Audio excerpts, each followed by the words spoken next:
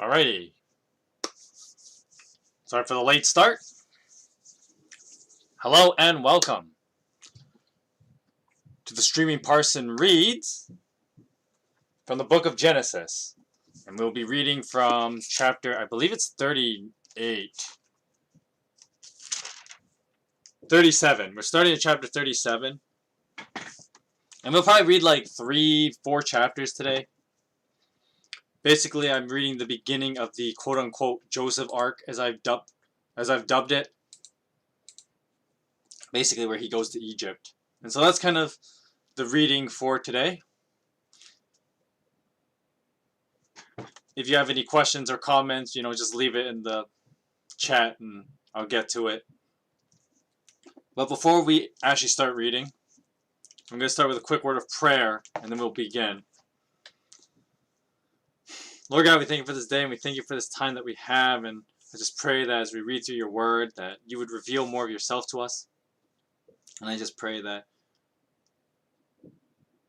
in this long weekend, depending who you ask, it would give us time to ponder you and to draw closer to you. I pray in the name of your Son, Jesus. Amen. Of course, I'm aware that today is Black Friday, so I'm pretty sure people are probably like, if you work today, more power to you, because I know it can be like super exhausting to work on Black Friday. Just gonna turn this off for now. There you go. Because the problem is that like my monitor brings so much light and it just makes me glow. So the preface basically for today's reading is, see, I need this back on because I need something from my monitor.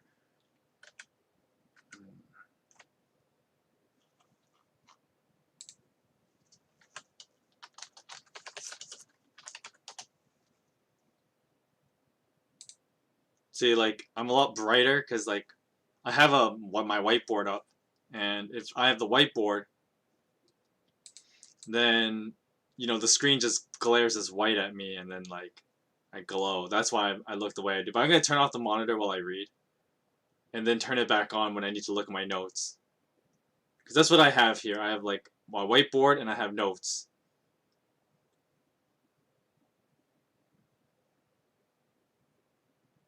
Cleaning up the whiteboard for a minute. Okay, so basically where I ended off last week was the end of the quote-unquote Jacob/Israel arc. And basically what happened there was, Jacob returns home to the land of Canaan.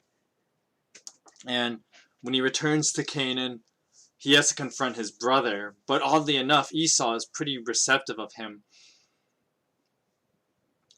and wants to invite him to basically, I think it's pronounced Sira, or what was the place called? It's like Sira or something like that. And while Jacob lives there for a while, he has to move away because after his daughter is a certain word we can't really say here, but basically she's taken by a guy, and her brothers decide to kill the men in retaliation. And Jacob's like, well, crap, we can't stay here because now like everybody's gonna try and kill us. So they move out to basically where Isaac used to live, and that was near Bethel. And Bethel was the place where Jacob had that dream where he saw the angels come up and down this ladder, and he believed that basically Bethel was where God lived. And of course, if you understand Middle Eastern mythologies, there was this idea that there was a certain centerpiece of the doorway, if you will, between the spirit realm and the real world. It is very possible that, well, it's not just possible. It's probably for sure that Bethel ends up being the Temple Mount in Jerusalem years later. And that's the main reason why the Temple Mount is where it is, and why, not just Jews but Muslims basically contest this area, the Temple Mount. It's where the Dome of the Rock is today. And it's heavily believed that it is at this Temple Mount / Bethel in Genesis, as it is referred to in Genesis. It is at Bethel, which is the place where human beings are closest to God, which is the main reason why the temple is built there. Well, many temples are built there later on.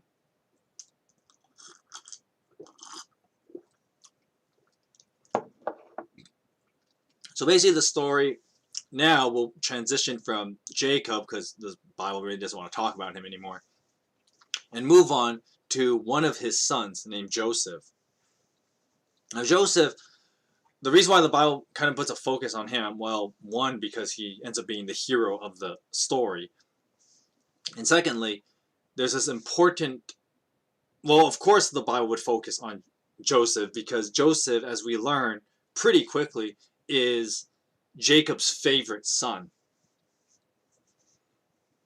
And the main reason for that is because Joseph is born from Rachel, and Rachel was the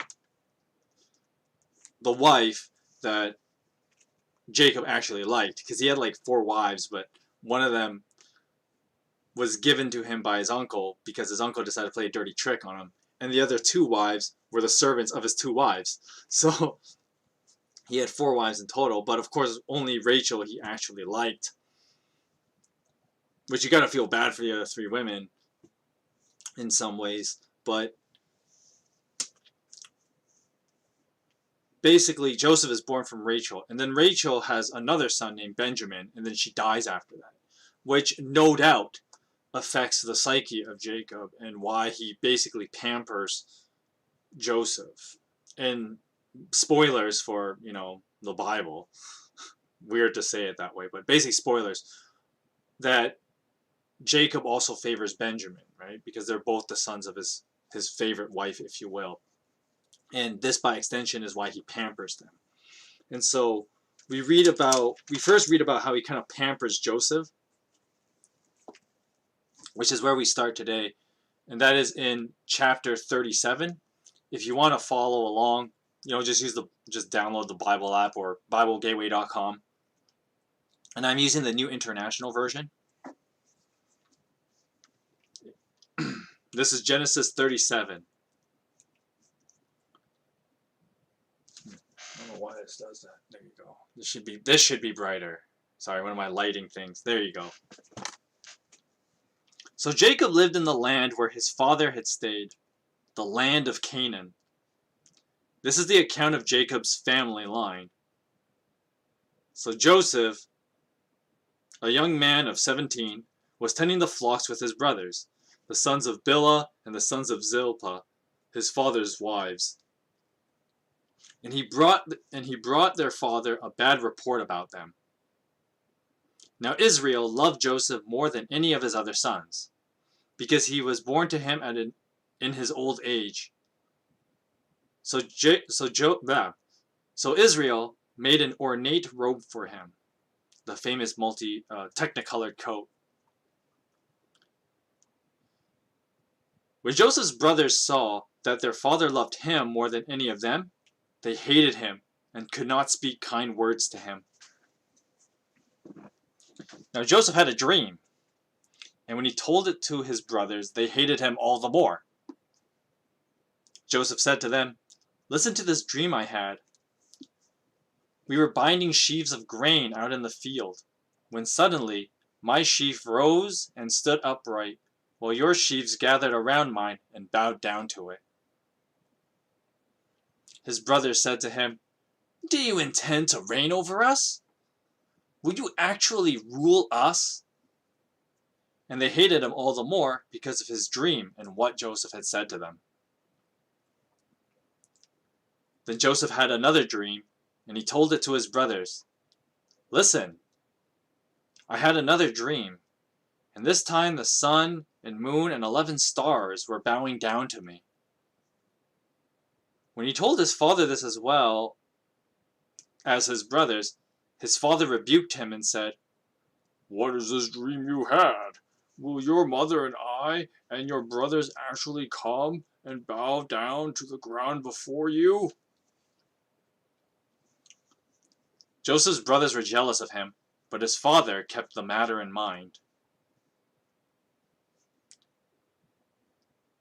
Now his brothers had gone to graze their father's flocks near Shechem, and Israel said to Joseph, "As you know, your brothers are grazing the flocks near Shechem. Come, I am going to send you to them." "Very well," Joseph replied. So Israel said to him, "Go and see if all is well with your brothers and with the flocks, and bring word back to me." Then he sent him off from the valley of Hebron. When Joseph arrived at Shechem, a man found him wandering in the fields and asked, "What are you looking for?"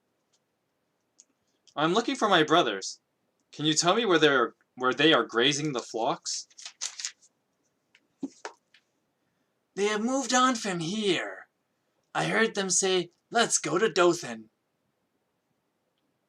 So Joseph went after his brothers and found them near Dothan. But they saw him in the distance, and before he reached them, they had plotted to kill him.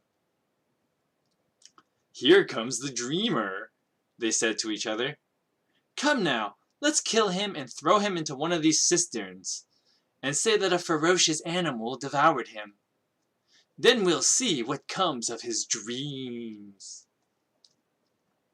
When Reuben heard this, he tried to rescue him from their hands. "Well, let's not take his life. Don't shed any blood. Let's just throw him into the cistern here in the wilderness, but don't lay a hand on him."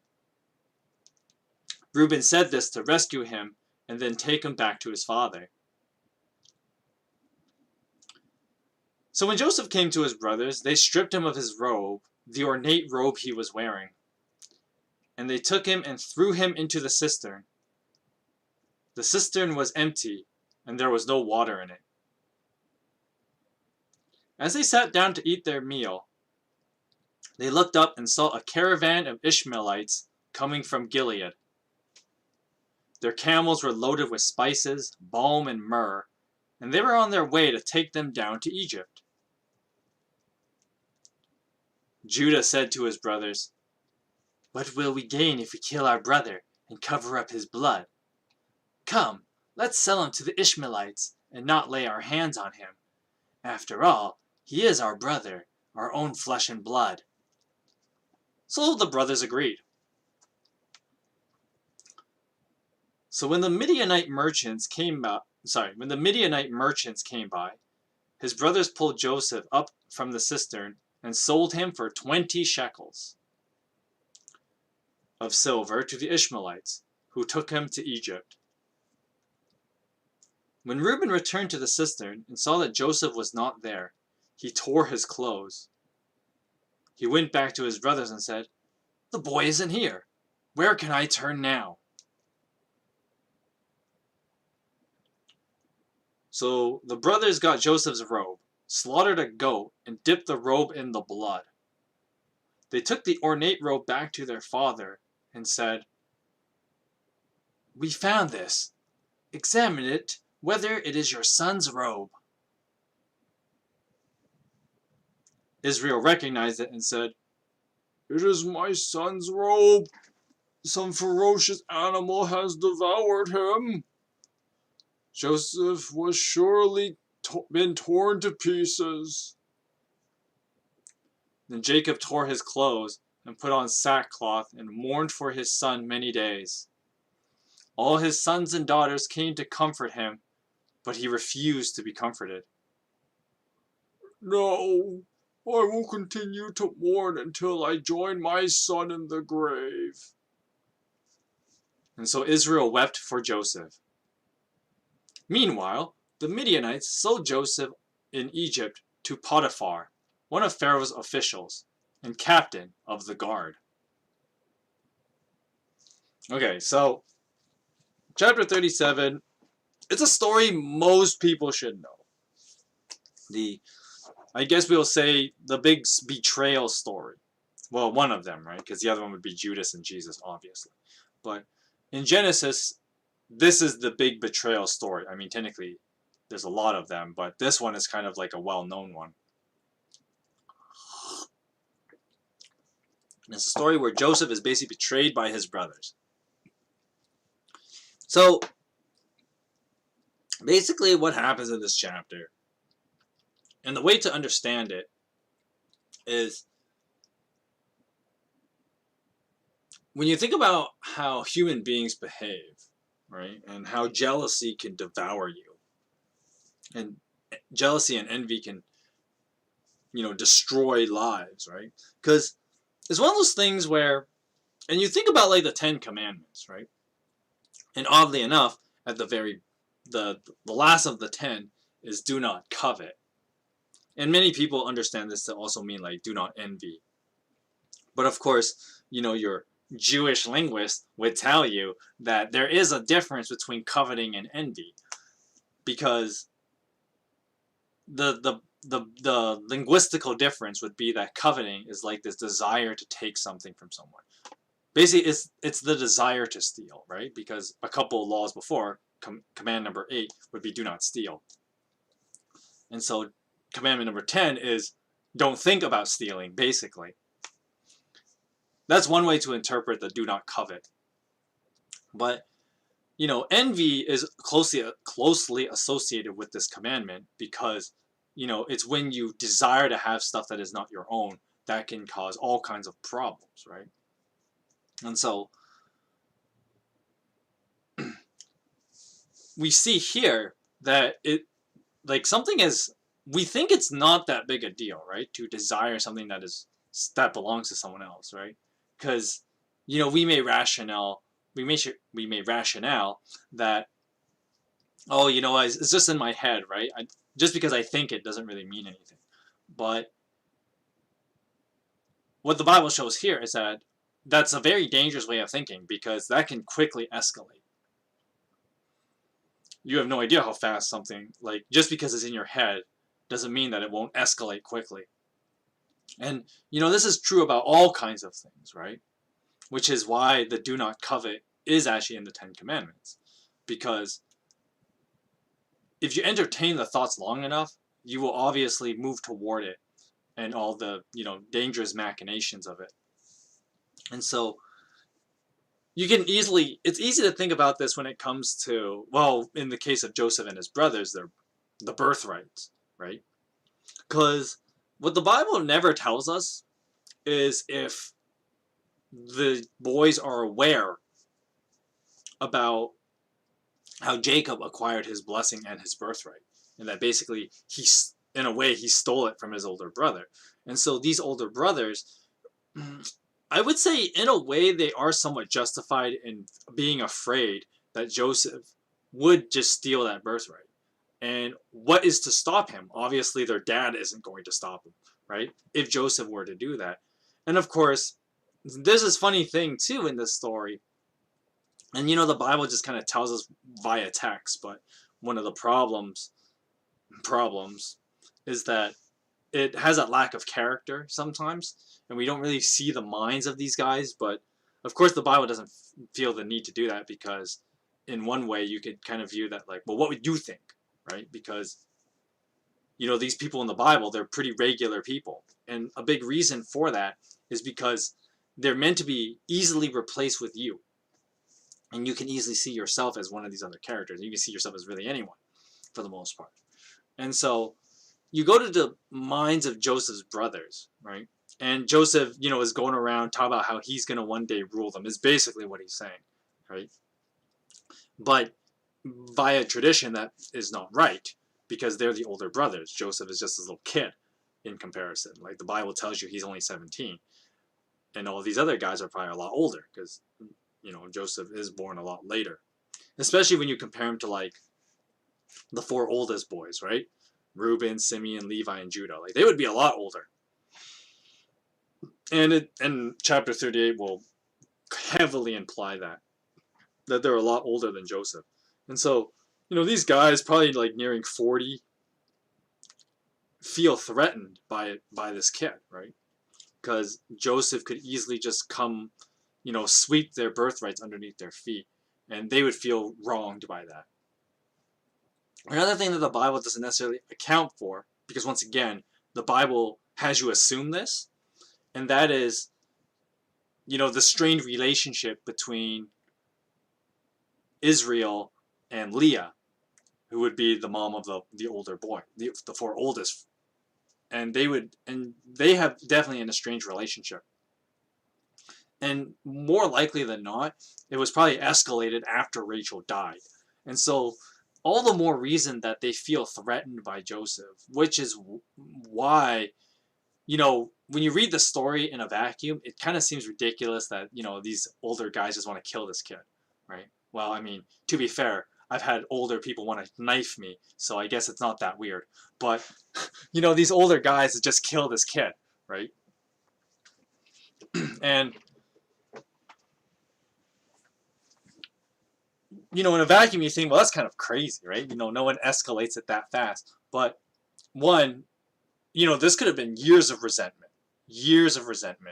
And part of it may not just be between them and Joseph, but they could have witnessed some stuff between like Leah and Israel.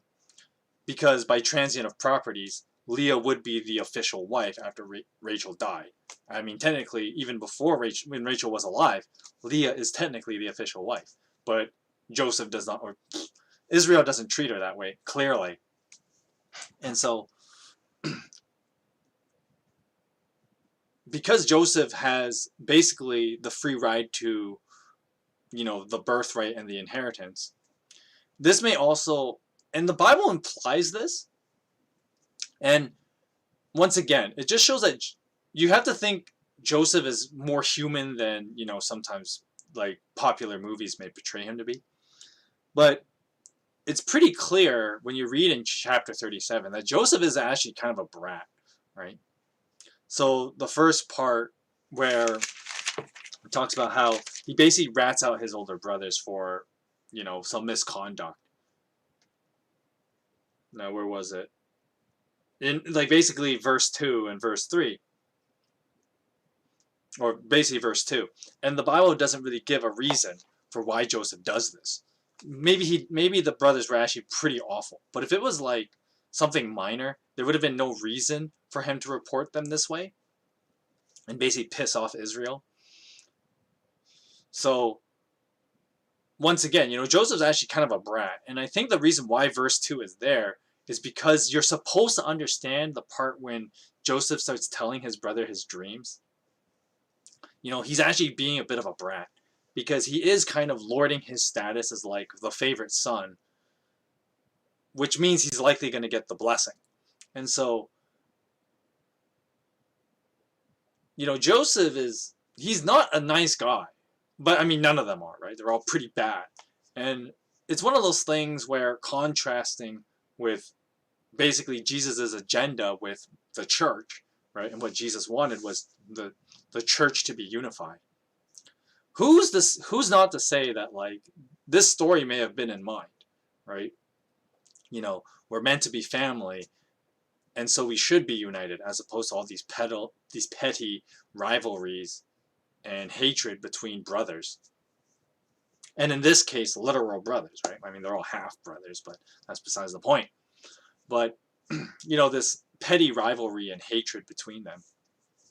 And Joseph doesn't help the problem, right? He just acts like a little brat and makes himself look good, right? And that may be a reason why he rats out some of his half brothers, right? He wants to make himself look good. Not that he has to try, but he clearly is doing that. And so we get to the part about the dreams, and the dream part is very important. Of course, this is more like I'll talk about this more down the line, because obviously the dream thingy that Joseph has will obviously play a lot more relevance way later in Joseph's story. But basically, when Joseph is expressing his dreams, once again, the Bible's not particularly clear on it, but once again, the Bible assumes you know, because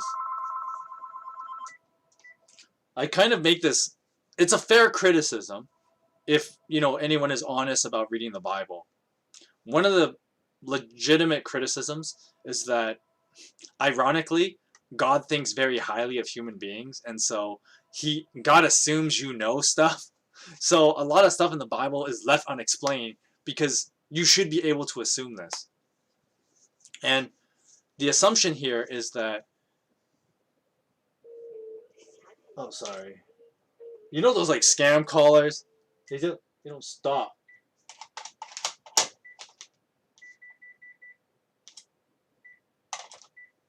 Anyway, sorry. I didn't want like those scam messages to play for like the next 2 minutes. So I was like bashing the off button on this cordless phone. But anyway, where was I going with this? Oh yeah. So the dream thingy with Joseph and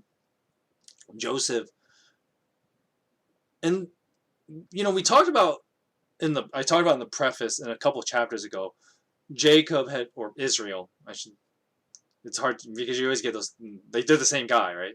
It's just this two different names. But Israel moved back to Bethel, and as I mentioned before, Bethel was this place that Jacob clearly believed was kind of like a close point, if you will, to like where God lives, basically. Because that's how they thought in the ancient world, right? Can't blame them. It does seem primitive, but that's just the way that people thought back then. And so, when Joseph is expressing these dreams, he's making the link that since they are in Bethel and therefore closer to God, perhaps his dreams are in fact, visions from God. And of course, there's this contrast with, Jacob being at Bethel and having his dream, right? And the Bible puts us into account when at first on the outside, Israel tells Joseph, what you think you're going to rule us one day with your dreams thingy, but then the Bible later says, Israel considered these things and he really thought about them, because one, no doubt Israel was seeing his own past in Joseph's dreams, right? And kind of saw like, his connection and his relationship with God, way back when he was running away from Esau years ago. And so there's no doubt that was definitely being thought about, and no doubt Israel considered these things and probably believed Joseph's dreams to a fair extent, because he is living proof that clearly God lives in Bethel, which is why he named the place Bethel in the first place, right? And so the dreams thing obviously plays that theme, and it's important that I mention it this way, because once again, you're supposed to view the development of the story as opposed to me spoiling the story and then talking about like Egypt, where we just started the Egypt part with Joseph being sold to a bunch of Ishmaelites. Of course, the funny thing about the Bible using this wording, it's funny when the Bible refers to the Midianites as Ishmaelites, because in a funny twist, it would be kind of like just associating people by their skin color, because an Ishmaelite is kind of like the general term, and then like they would live in tribes accordingly. And of course, ancient archaeology would kind of suggest this, because by this time, the and you can ask any Muslim, they will tell you, yeah, totally for sure, that the people of Ishmael would have been massive at this point in history. So when the Bible refers to the Ishmaelites in one sentence as Midianites, and that's verse 28, it's kind of funny because the Midianite would be like the tribe, but when you say an Ishmaelite, you would be referring to like their racial group, and basically like, there's tons of Ishmaelites all over the known world, or this part of the world, because they would have already expanded to basically their own empire. Although they're not as big as like the Egyptian empire, not by that stretch of the imagination, but they've obviously become their own empire. And so it's just kind of funny that the Bible, well, because how else would you describe these people, right? And so there's the Ishmaelite traders, and of course Joseph is sold to them and brought to Egypt. And the reason why I bring this up is because I didn't want to talk about the dream sequence in relation to Egypt yet, and instead look backwards in Genesis, because that's obviously the way that the story would have been told, and the way that the audience should have understood this story, and why Joseph's dreams are significant. But of course, I mean, at the same time, I'm obviously going to refer to later events in the Joseph story, because one, I mean, you could just read this story in like 20 minutes by yourself, right? So, that's one way of doing it. But, and of course, we have all the Joseph movie, a good movie to watch. I'm a big fan of DreamWorks' animated movie, and they did 2 Bible movies. DreamWorks has the more famous Prince of Egypt, which was the Moses story. And then they actually did a movie after that one, but it's an earlier story. And they did the Joseph story, the King of Dreams.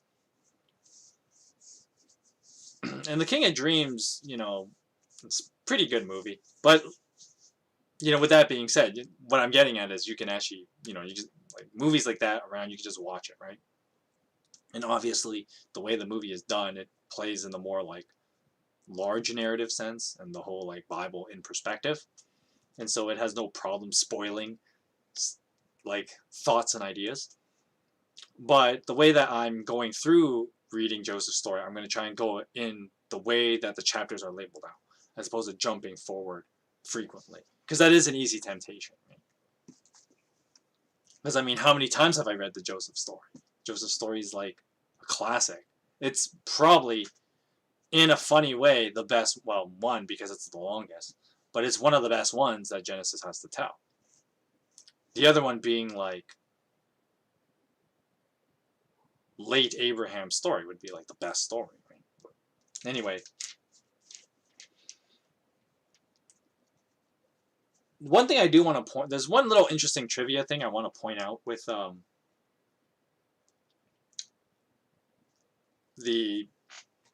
why Reuben would try and save Joseph. And, maybe it's easy to think that maybe the Bible's trying to make him look like a decent guy. But, I mean, that's partly the case. But, of course, Reuben is trying to gain favor with his father. And this makes sense, because if you read in an earlier chapter, I'm trying to find where it is. It's, I think it's in chapter 35.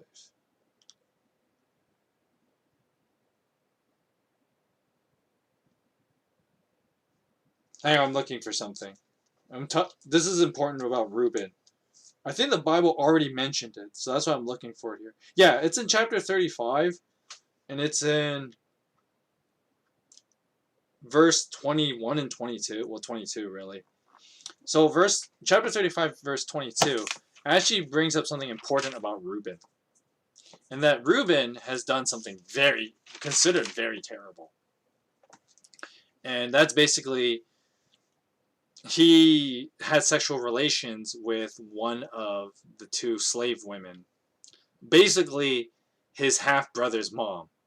So, Reuben is obviously done something that would be considered very terrible, not just by ancient standards, but by modern standards today. I mean, for any of us rational human beings, right? And he had, I think it was, I should check it again. It was Bilhah or was it Zilpah? Reuben slept with his father's concubine, Bilhah. And she is the mom of... Bilhah is the mom of Dan and Naphtali. So clearly, Reuben has done something, a huge violation against his father.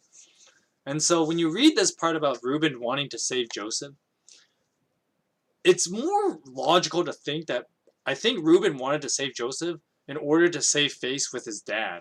Because Reuben had already done a very big crime, basically, against his father. But he might have been hoping that he could have, like, make his dad look the other way about it. by saving Joseph. So that's something I just wanted to point out about that passage. And instead of people, I think there's a misconception that Reuben was like a nice oldest brother, but I think that's far from the truth. Reuben is actually pretty terrible, and you'll read other passages that make him look really terrible. And I, you know, I'm gonna call out if people call out that, well, the Bible has contradiction that Reuben's good here, but he's bad in other places. But I'm saying that in this passage, Reuben is actually not a good guy. He's only doing this for himself. So that's a little bit of something to think about. But once again, this kind of just shows that none of the brothers are particularly any good, right?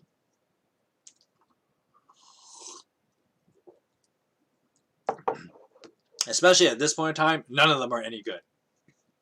Including Reuben, even with his plan to save Joseph.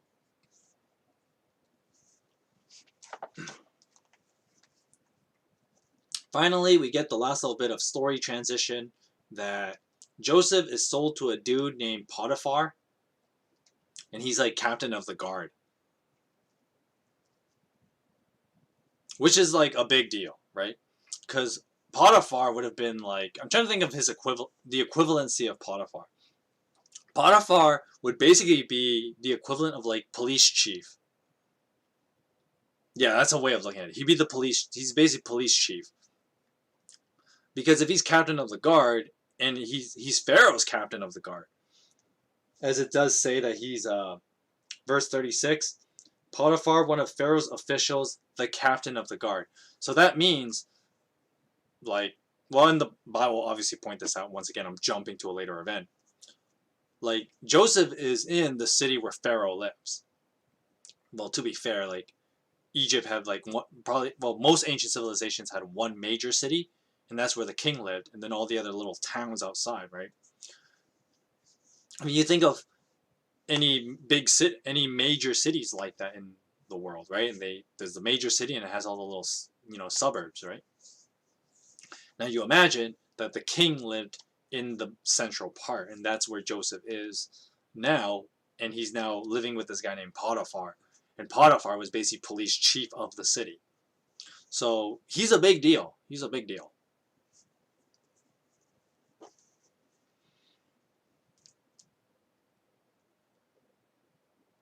I'm going to continue on to verse 38. And 38 does this weird, like, we just moved Joseph out into Egypt, but we're actually not going to talk about Joseph right away, because we have to deal with another issue with, Israel's other sons. And once again, these guys are not very good guys. So we focus on one of his sons, and clearly we're going to see that this particular son is not a good human being, but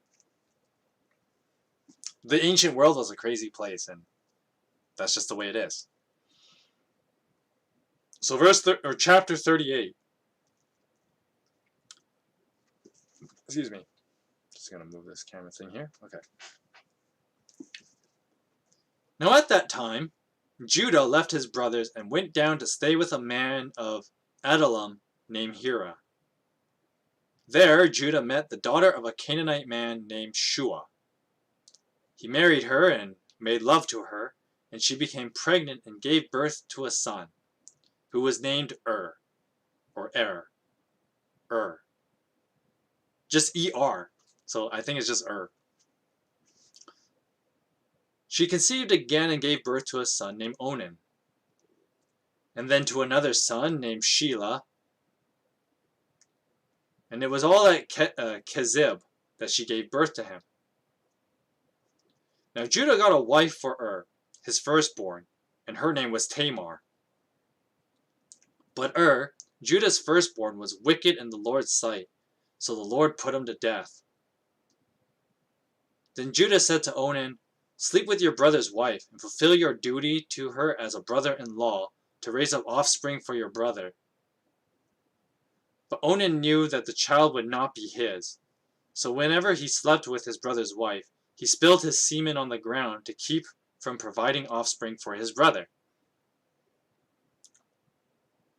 What he did was wicked in the Lord's sight, so the Lord put him to death also. Judah then said to his daughter-in-law, Tamar, Live as a widow in your father's household until my son Shelah grows up. For he thought, Shelah might die too, just like his brothers. So Tamar went to live in her father's household. Now after a long time, Judah's wife, the daughter of Shua, died. When Judah had recovered from his grief, he went up to Timnah to the men who were shearing his sheep, and his friend Hira, the Adullamite, went with him. When Tamar was told this, when Tamar was told, your father-in-law is on his way to Timnah to shear his sheep, she took off her widow's clothes, covered herself with a veil to disguise herself, and then sat down at the entrance of Enaim, which is on the road to Timnah. For she saw that, though Shelah had not grown up, she had not been given to him as his wife. When Judah saw her, he thought she was a prostitute, for she had covered her face. Not realizing that she was his daughter-in-law, he went over to her by the roadside and said, Come now, let me sleep with you. And what will you give me to sleep with you? What will you give me to sleep with you? She asked. I'll send you a young goat from my flock. Will you give me something as a pledge until you send it? She asked. What pledge should I give you? Your seal and its cord, and the staff in your hand. So Judah gave them to her, and slept with her, and she became pregnant by him. Now after she left, she took off the veil and put on her widow's clothes again. Meanwhile, Judah sent the young goat by his friend the Adullamite in order to get his pledge back from the woman, but he could not find her. He asked the men who lived there, Where is the shrine prostitute who was beside the road to Enaim? Well, there hasn't been any shrine prostitute here. So Judah went back. What?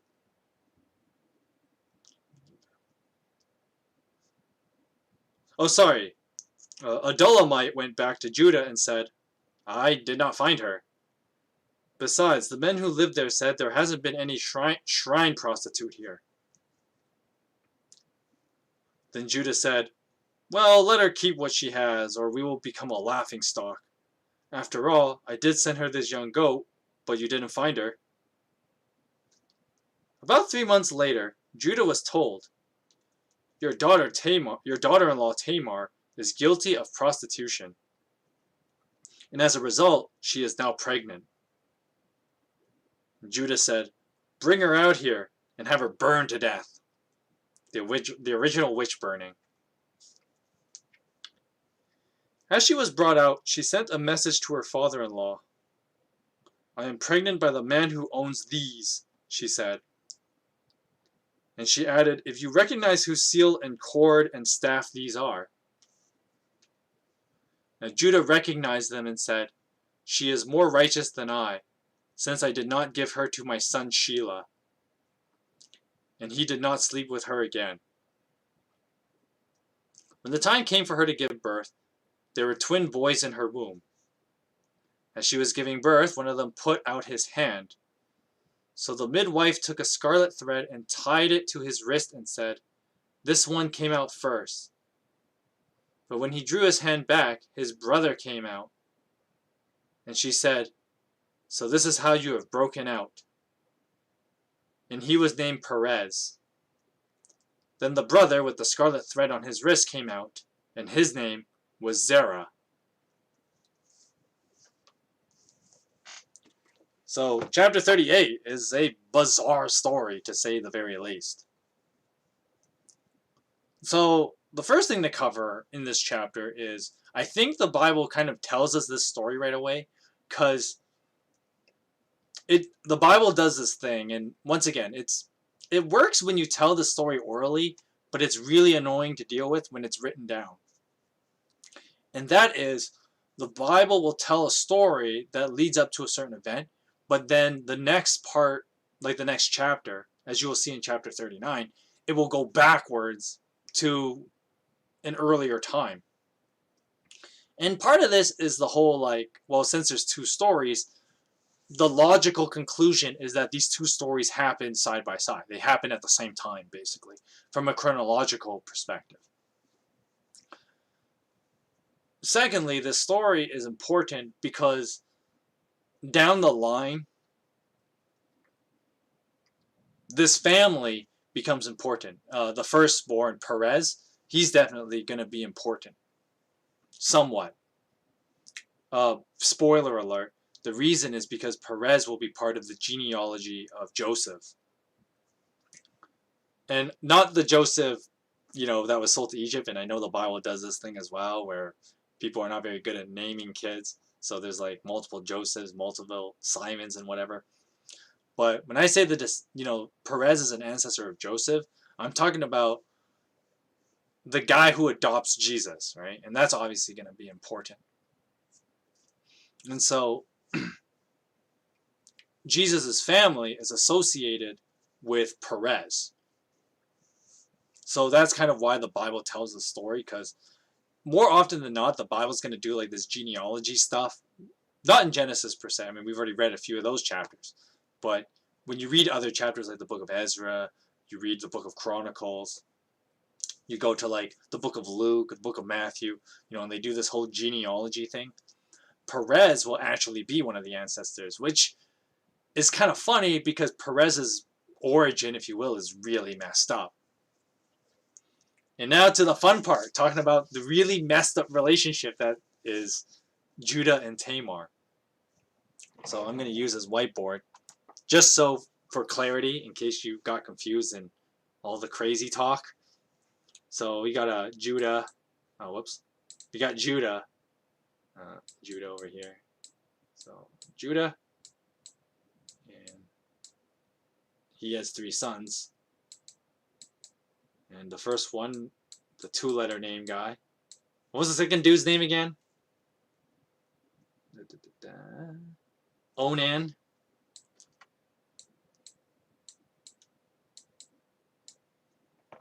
And Sheila. And yes, Sheila is a dude.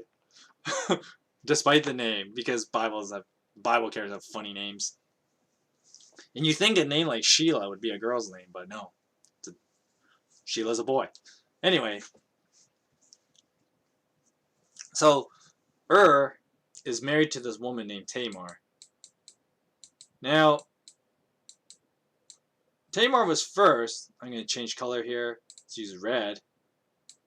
And their relationship is Tamar is is the first husband.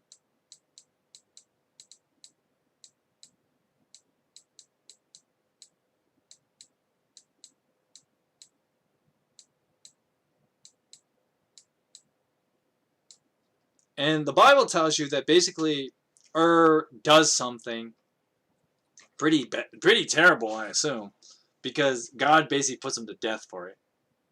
So let me just see where the Bible doesn't give us any detail. It just says that was a pretty bad guy, and because he was a pretty bad guy, God's like, I don't want to deal with you, so God puts him to death. And it's not given any detail about what does. That's pretty bad. But, I mean, clearly he wasn't parented very well, right? And this once again kind of shows that Judah is actually a pretty bad guy. I mean, this whole story paints him as a pretty bad guy, right? So, and the reason why this is important, because Judah, I mean, technically, how do I put this? Mary and Joseph are from the line of Judah. And when I say Mary and Joseph, I mean like the parents of Jesus are from the line of Judah. But clearly, Judah is a pretty bad guy. But of course, the Bible does tell us you don't judge people based on their lineage. You judge people based on who they are. But with that being said, we're going to judge Judah for who he is as a pretty crappy human being. So is a bad guy, and no doubt he had bad parenting, because Judah does a really crappy job of raising for the Bible not to be specific about what he does wrong. But perhaps the Bible did not feel the need to do that. And I just realized I totally forgot to turn this on. Okay, let's turn this on. And, what the? Really? You do this to me? Okay, let's go like that. Okay, so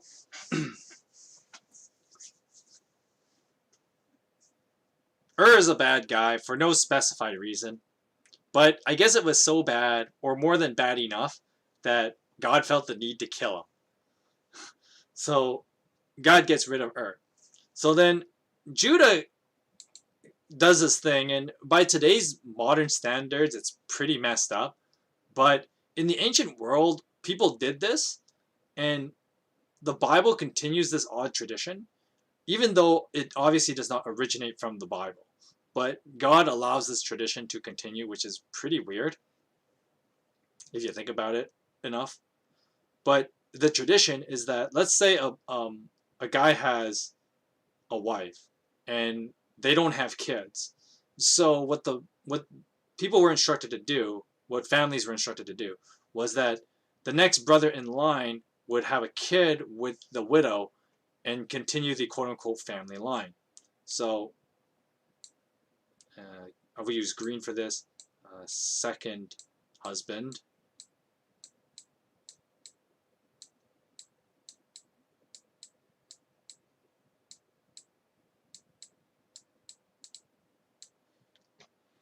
Now, I know a lot of people will give Bible crap for this because the Bible obviously kept this tradition, but it's actually older than, the Hebrews, obviously. But the tradition, the mindset, how do I describe the mindset? The mindset was that, well, let me try and use a modern version, and the modern version doesn't make as much sense because names are the way we carry names is a little different. But let's say, I'll use my own family as an example. But I mean, this is not a very good example because neither my brother or I are, married to anyone. So let's pretend I had a wife and I die before I had any kids with her. So I had a wife, but then she's a widow because I die, and I didn't give her any kids. So what the tradition would be that my younger brother would have a kid with her. But the main objective is that it's meant to be to carry on my family line, which once again, when you say it out loud, this doesn't make a lot of sense, but this is what people thought. And so the main objective was to carry the family name. So there would be a quote-unquote child of Michael kind of thing. Even though that doesn't biologically make any sense, right? Because obviously it would be my brother's kid. But, when people address families in the ancient world, right? So if the family name doesn't go under, let's put it this way. Any boy would start a new family line. So even though is son of Judah, his kids would not be son of Judah. His kids would be son of right? So if you were to put hypothetical last names on these guys, he'd be Judah's son.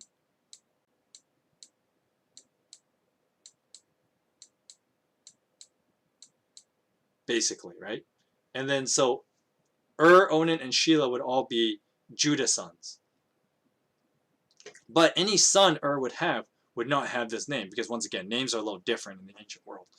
Surnames don't work the way that we use them now. And even then, in today's world, we can actually change. You can actually legally change your surname if you really wanted to, just because you can. People actually have done that, but that's besides the point. The process is called emancipation, by the way. There's your trivia word of the day. So basically, the idea would be if Onan and Tamar had a son, it would be I don't know, an Onan Er's son or something like that. So this child would be this son of despite being Onan's biological kid. And that was the tradition that was upheld. The Bible has other places where it does this because the ancient world was weird like that, and no one is really sure why people thought this, but people did. And before people say, see, this is why the Bible is primitive, and before you make that argument, lots of ancient cultures did this. Like, if you watch a lot of, like, those Chinese mythology movies or stuff like that, they do a lot of that too, right? Like, the way that family names are carried, and the way that a younger brother must carry the obligation for his older brother if his older brother dies, and other weird stuff like that. Basically what I'm getting at is, yeah, the ancient world was pretty weird, but this is not exclusively a Bible problem. This existed all over the world because people were weird back then. And the way that we carry like family names and culture was very different in the ancient world. I feel like I needed to explain that because I know somebody would ask about that and why the Bible does this, or why anyone does this really. But yeah, it's weird. So the Bible tells us that Onan, okay, there's a misconception about what Onan does, but I'll just tell you what it is first, and then I'll explain what the misconception is. So Onan is supposed to fulfill a family obligation, the crazy family obligation I explained just earlier. Onan was supposed to fulfill a family obligation, but he refuses to do so. And that is what actually gets him killed. So what he does is basically, I believe the young people would say, pulls out a little early. So Onan pulls out a little early. That's the language we'll use. And this is a failure to fulfill the family obligation. And because it's more his desire to fail the family obligation is what gets Onan killed. Now the misconception is Onan dies because he wastes his sperm, which is biologically makes zero sense, right? You don't die from like, a wet dream basically, so that you wouldn't die from like, pulling out. That's not how he dies. He dies because of his heart attitude, and that basically Onan has a really, for lack of better words, he has a very terrible attitude toward Tamar. And basically, in a nutshell, Onan treats Tamar like a prostitute. So instead of, fulfilling a family obligation to his dead brother, instead Onan's like, sweet, free sex, I'll take it. Which is not how you should be thinking. So Onan dies because of his attitude as opposed to his action. But if I've said if you remember what I just said, like less than half an hour ago, and talk about Joseph's brothers and their envy, what you think in your heart, what you think in your mind and your heart attitude really matters, because it will affect what you do. And so Onan's action is merely the result of his bad attitude and his desire to treat Tamar basically as a prostitute. So he dies because of that. Of course, the wasting the semen thing is how he does it. But it's more his attitude toward Tamar that actually gets him killed. The misconception many people would say is that, well, the big misconception about this passage, and I might as well address it because I already told you the correct answer. The misconception is that people would say that Onan died because he wasted sperm, which is not necessarily true. Because this is where many people get the belief that Christians believe that sex is solely for procreation. This is obviously false, because the Bible does also tell that, a couple should enjoy each other in sexual actions frequently, right? And it's not like the Bible tells you you have to impregnate her every time. Not that that would be humanly possible, but the the the issue, if you want to use that passage, which I'm using the book of Proverbs, by the way, Proverbs 6 to be specific.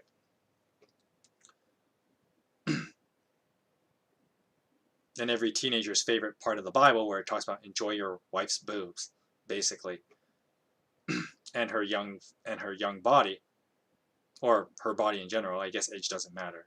Although the Bible does use the word youth, you know, love each other in your youth. I'm referring to Proverbs 6, by the way, if you want to look up that part. Every teenage boy, kind of snickers and says, the Bible says boobs. So, anyway, the contrast it with Onan, right? Once again, it's this heart attitude of how you should treat,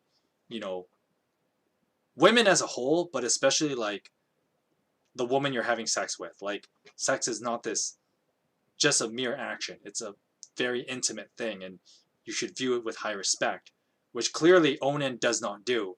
And that's probably why God killed that. Well, no, that's not probably why. That is the reason why God kills him, right? Is because Onan has a low opinion of sex, and by extension has a low opinion of Tamar, which is a big no-no, right?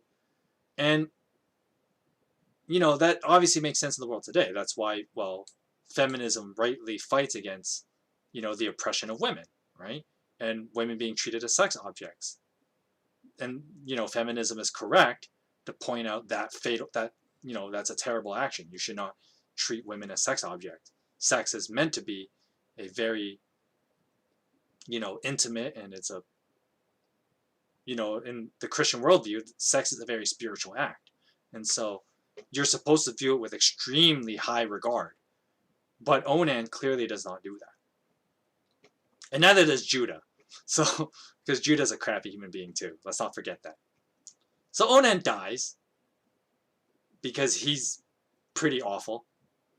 And then so Tamar is supposed to be betrothed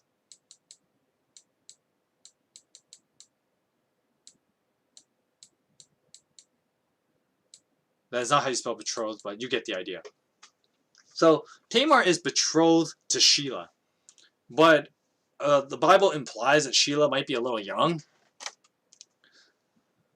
to be married right away. And also Judah kind of hesitates to even officially betroth them. I should put betrothed in quotations because they're not officially betrothed either. But technically, according to the messed up tradition, that's just the way it is. Sheila is supposed to be betrothed to Tamar. Even if he's not old enough, he should technically be betrothed. But Judah hesitates because Judah is afraid that Sheila will fail the obligation, much like his two sons. But obviously, Judah didn't think about what actually got them killed. So he withholds Sheila. Now, Tamar is like, yo, seriously, what the crap? You have an obligation to fill. And, you don't just send me out of my family and then, do nothing about it. Because remember, Tamar no longer lives with her family. Tamar is part of Judah's family now, because that's how in-laws work in the ancient world. So Tamar is like, yo, what the hell? You should give Sheila to me. And even if Sheila's a little young, technically Sheila has a right to fulfill. R-I-T-E, right. But I can see the confusion. So this is where Tamar comes up with this quote-unquote brilliant plan. I mean, I guess it works, so it is a brilliant plan in that sense. But it's still kind of messed up. So Tamar decides she's going to trick Judah into having sex with her to fulfill the family obligation. Because I guess the logic would be, if the three brothers aren't going to do it, then you might as well get the dad to do it, which is very messed up to think, but that's probably Tamar's logic. And at the same time, it's Tamar's only option. Of course, this is what, 1000 BC? So, well, older than that, just shy of 2000 BC. So, things like the modern form of marriage did not exist back then. Of course, in modern forms of marriage, we have the famous saying, "Till death do us part." And the reason why that statement exists is because this familial tie thing, even like modern Christians know this is pretty messed up, even though it's in the Bible. Modern Christians know this is messed up. So the statement "till death do us part" was meant that this kind of tradition would no longer continue, but that, you know, the widowed partner would be free from these kind of obligations. And in a way, it's far more empowering to women because of, like, you know, to prevent stuff like having a woman be prostituted between brothers, right? And so that's why that statement actually exists, is to kind of free this kind of absurd obligation. But if a woman becomes a widow, you know, she's basically free from those familial duties. And, you know, she's her own, because, you know, she's her own woman. She's not someone's property, right? So that's a little bit of trivia of why that statement exists in wedding oaths. Till death do us part. But anyway, so Tamar then, I'm going to use a different color.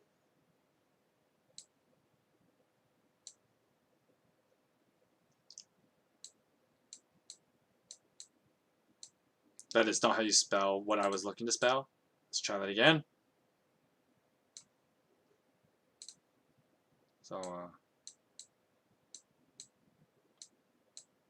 So Tamar then comes up with this plan when she learns that Judah's going to this place, and she gets there ahead of him somehow, dresses up, pretends to be a shrine prostitute, and seduces Judah.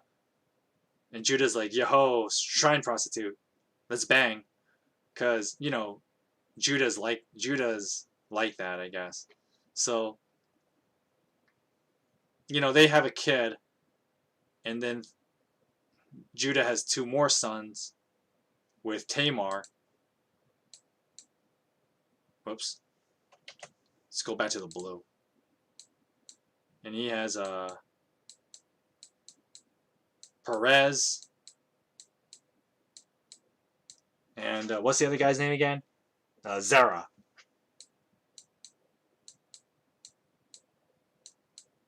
So this family line is pretty messed up. And then technically he continues the line.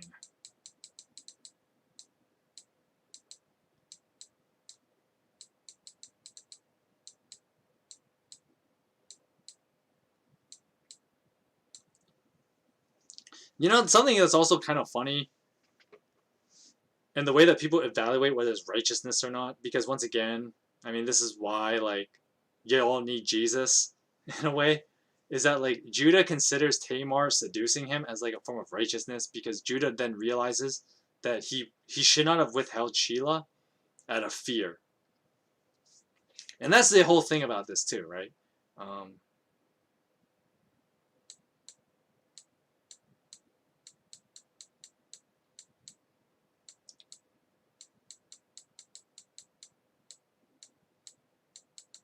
I'm gonna run out of space here.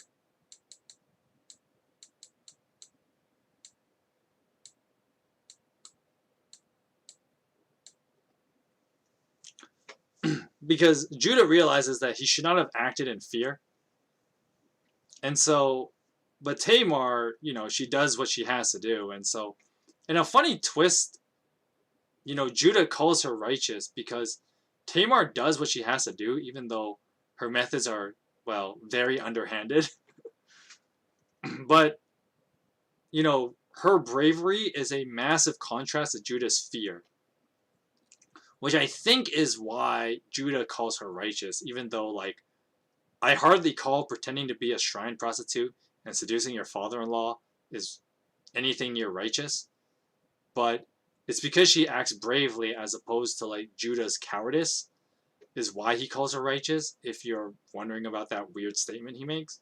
But once again, I mean, clearly Judah is not a good indicator of what we should call righteous or unrighteous, considering how terrible of a person he is. But, you know, if you're going to learn anything from me, the whole point of all these Genesis stories has nothing to do with how good human beings are, because clearly humans are crap, but it's all about what God can do and how good God is, right? Because God decides that, hey, I'm actually going to do something with this messed up family, because this is, my plans are bigger than silly human traditions. And that's what God ends up doing with this. And that's why the Bible felt the need to tell chapter 38 and the messed up story that it is. Boy, that was a mouthful, because this chapter had a lot. There was a lot to say about this chapter.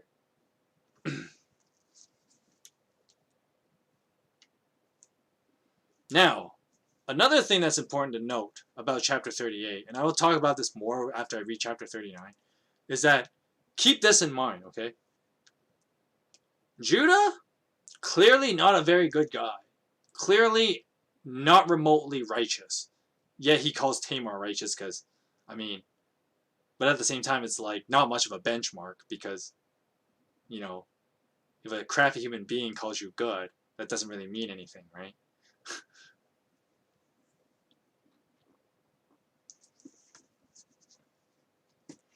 Because a crappy human being might call you, like, a good example of this is a side note, by the way, nothing to do with anything, but I've had to deal with this. Let's say a drug addict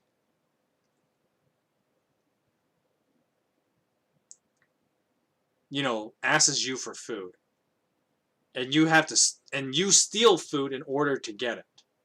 Let's say you steal food to get this drug addict food, and the drug addict calls you a righteous human being because you gave him food, right? But it has nothing to do with you being righteous if you did something bad, right? If you stole the food, for instance, right? Which I actually saw this happen once, which is why I'm bringing this up. I saw this happen, and it was really, really effed up. I would actually drop an F-bomb here, but I should be consistent with my own rules. But it's one of those moments that would make you actually say a cuss word. And like, I saw a person steal from a child, teenager, a young teenager. A person stole from a young teenager in order to give a homeless guy food. And the guy was like super happy. The homeless guy was super happy that this guy did that. That's really messed up, right? And then he's like so happy that this other person committed theft, right? But you have to look at it from perspective, right? The guy who's homeless and is clearly an addict. Of course, he would call the guy a thief righteous, right?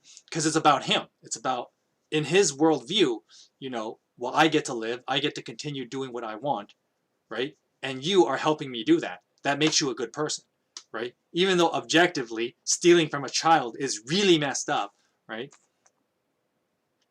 But the problem was, I wish I could have done more. This was like a long time ago, actually. I wish I could have done more, to help this kid that got stuff stolen from him.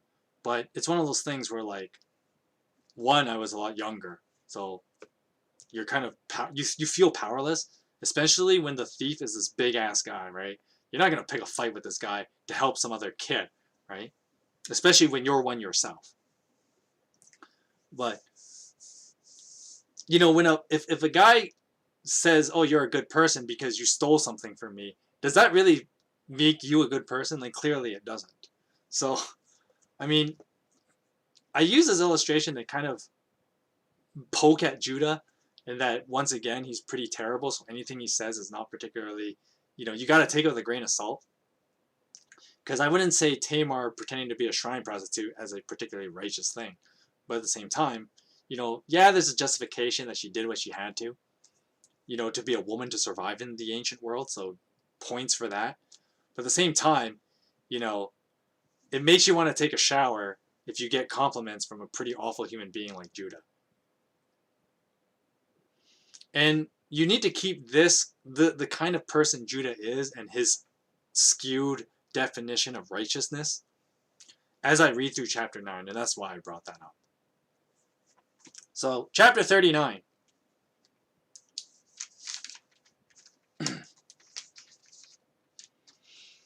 Now Joseph had been taken down to Egypt. Potiphar, an Egyptian who was one of Pharaoh's officials, the captain of the guard, because the Bible has to mention that again in case you forgot, bought him from the Ishmaelites who had taken him there, in case you forgot that too. Now the Lord was with Joseph, so that he prospered, and he lived in the house of his Egyptian master. When his master saw that the Lord was with him, and that the Lord gave him success in everything he did,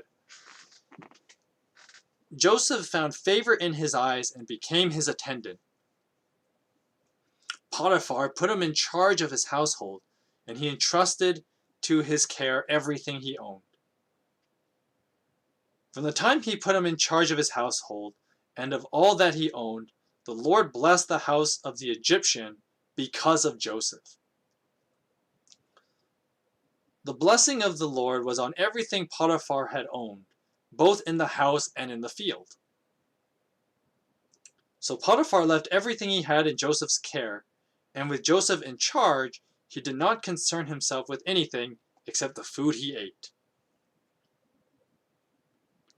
Now, I guess we have a time skip here.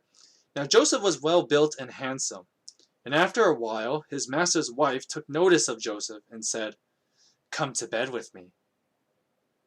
But Joseph refused. "With me in charge, my master does not concern himself with anything in the house.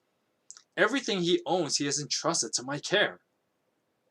No one is greater in this house than I am. My master has withheld nothing from me except you, because you are his wife.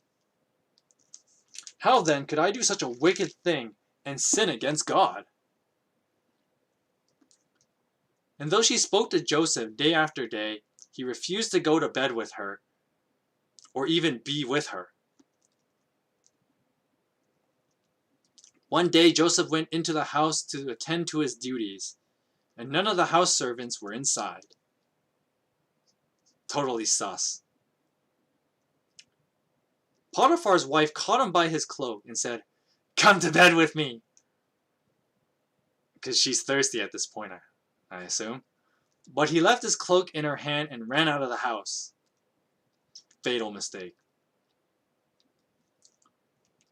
When she saw that he had left his cloak in her hand and ran out of the house, she called to her house servants.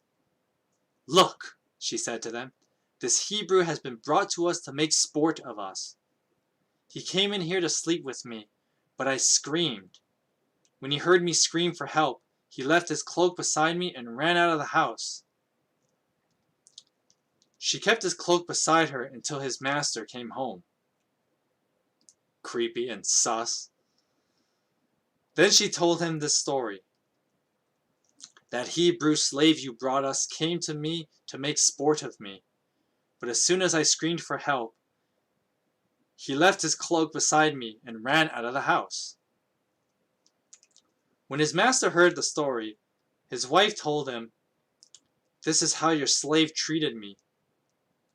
Potiphar burned with anger, understandably.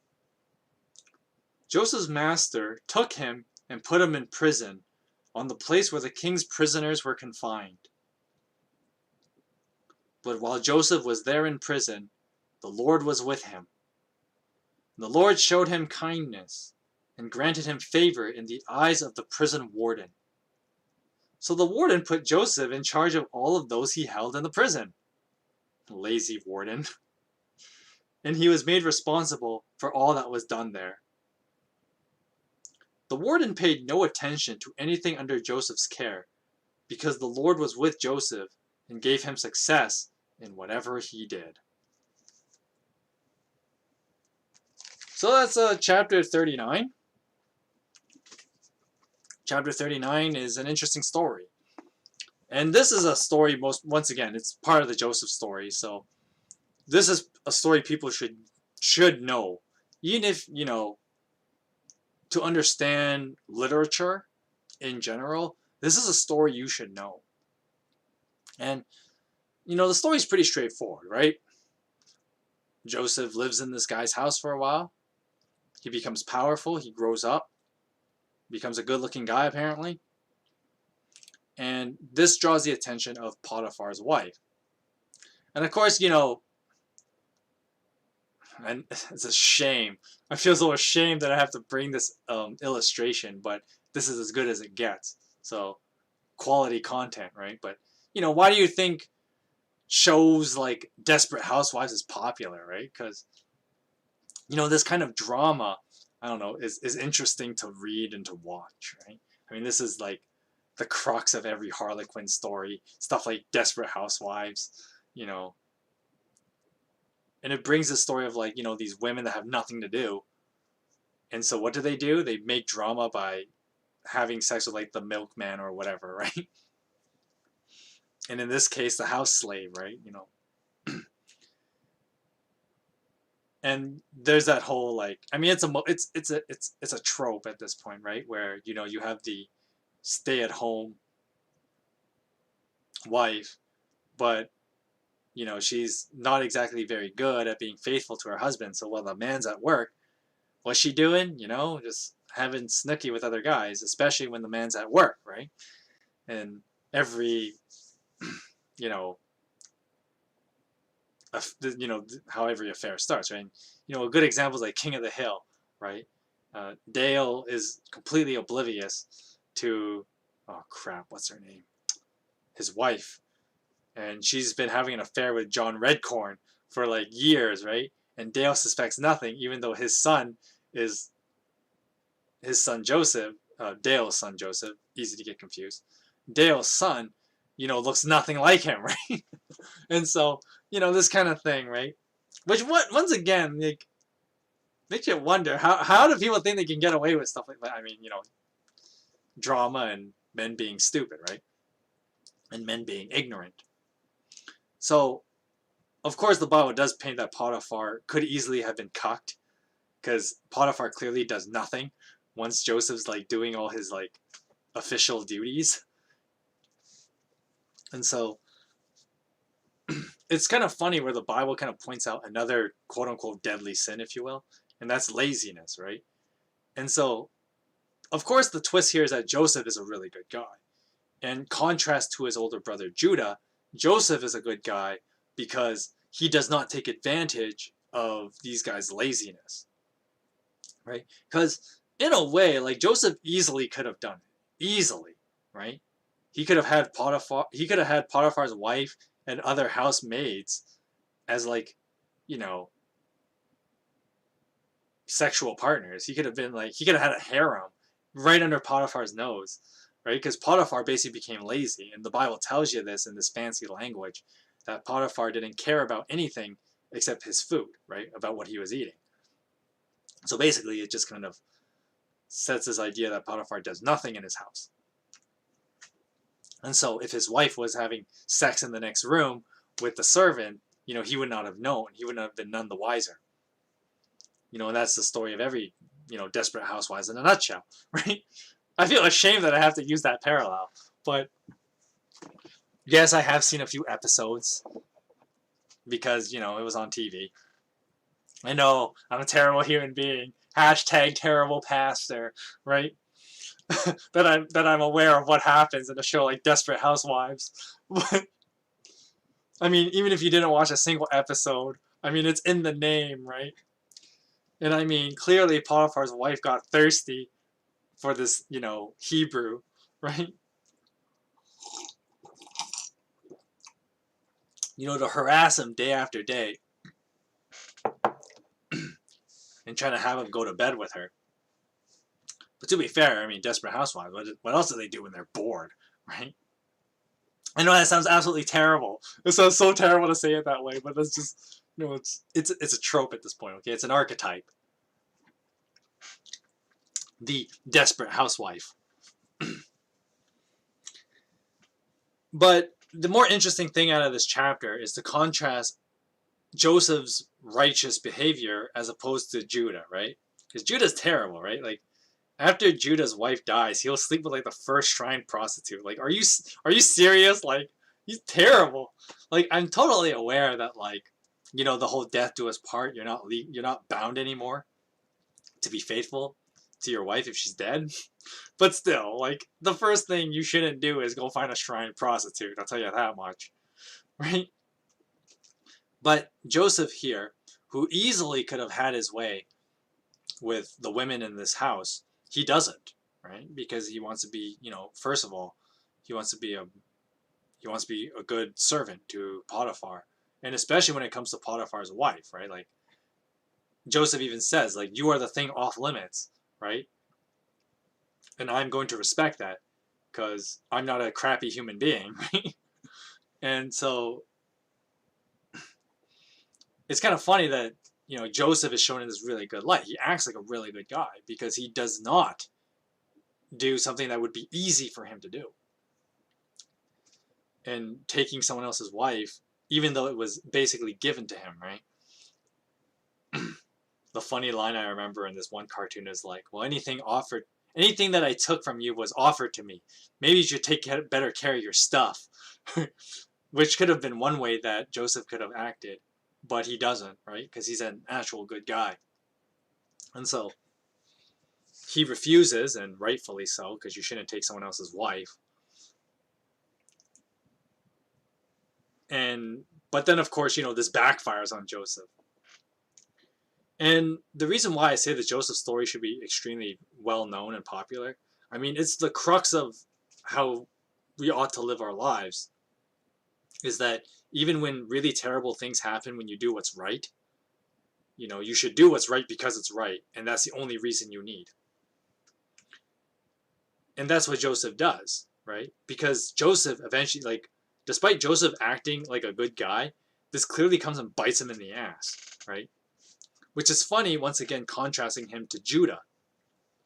Judah acts like a terrible human being, yet apparently he's rewarded to some degree of it. Like Judah, he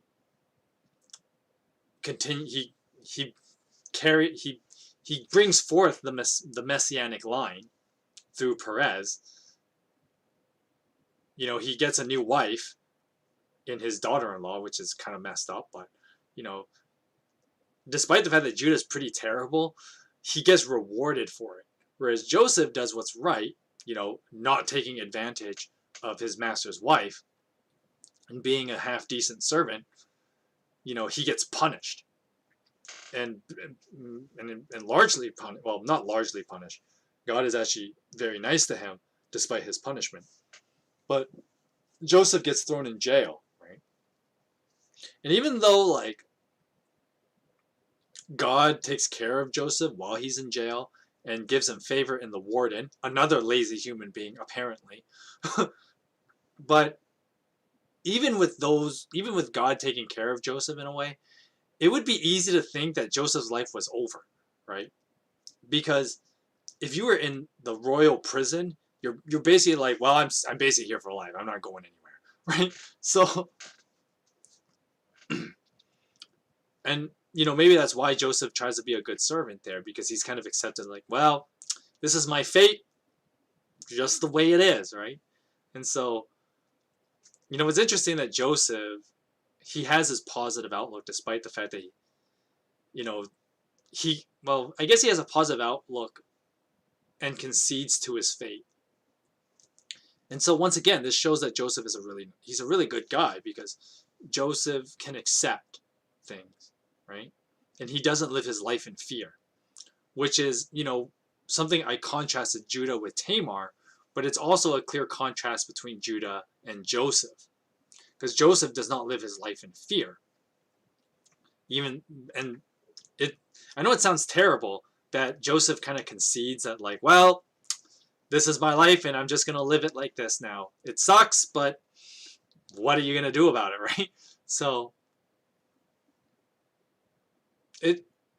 even with that, though, like, Joseph is still painted as a really good guy, right? Because even though he has to concede that his life is basically in the crapper now, he makes the most out of it, right? Which is something that, every person, they're wise words to live by for anyone, right? Even when you are dealt the worst of hands and life goes in all the wrong direction, you gotta learn to make the most of it. And that's something that Joseph shows here, and that's why the Bible will frequently refer to Joseph as being like this really righteous guy because he knows how to live his life trusting God and, accepting that, life is life as opposed to trying to be his own God, if that makes sense. And that's something that, makes Joseph this very popular character. And another reason why, like, everyone should read the Joseph story, right? And why the Joseph story is so important to study. I should turn this light off because it's making my face glow again. But it's really interesting that Joseph is viewed this way, and he's seen as a very righteous character, which is interesting. And I'm going to bring this up now, that sure, Joseph was kind of a brat in the beginning of his story, but at the same time, the Bible doesn't really do this whole character development. And the Bible kind of just assumes it. Because the Bible already told you with like Abraham and Isaac and Jacob to an extent, right, that, these guys change over time and they become better people. And with Joseph, the Bible wants to kind of paint this picture of him being like an actually good guy, right? And so the Bible does not need to tell you the process of which Joseph becomes a better person. As opposed to like Abraham. Abraham had like so many chapters of development because of how terrible Abraham is, right? And all the steps he had to learn stuff. But Joseph, the Bible felt no need to tell you this, because I think the main goal here was to kind of paint Joseph as, well, as this, not only is he a paragon of virtue, but I think there's this idea, now you gotta take it with a grain of salt because I'm kind of just trying to summarize the entire book of Genesis in a way here. But there's obviously this whole Abel archetype with Joseph, which is interesting for the Bible to do this because everyone else is kind of more like Cain, right? The bad human being, right? And so the Bible brings it back to the first two real human beings with Cain and Abel. But Joseph is unlike any of the other guys we've mentioned, the Cains, if you will. But now we have an actual Abel, this heroic figure. And so that may be a big reason why the Bible doesn't tell you any part of Joseph's development of his maturity and his character. Instead, after seeing how terrible Judah is, the Bible does this time skip and shows that Joseph has already matured because he didn't need to grind his way, if you will, to maturity. He just develops. I mean, the Bible kind of hints that it's a supernatural form of like God gives him maturity, if you will. And this is where the Bible uses that language of like, having this favor in God's eyes, right? So anything that he was doing, it was more supernatural, right? The way that he was able to take care of Potiphar's house, it's like God helping him the whole way. And so no doubt this could be said about Joseph's maturity as well, which he clearly displays by, not just taking advantage of Potiphar's laziness.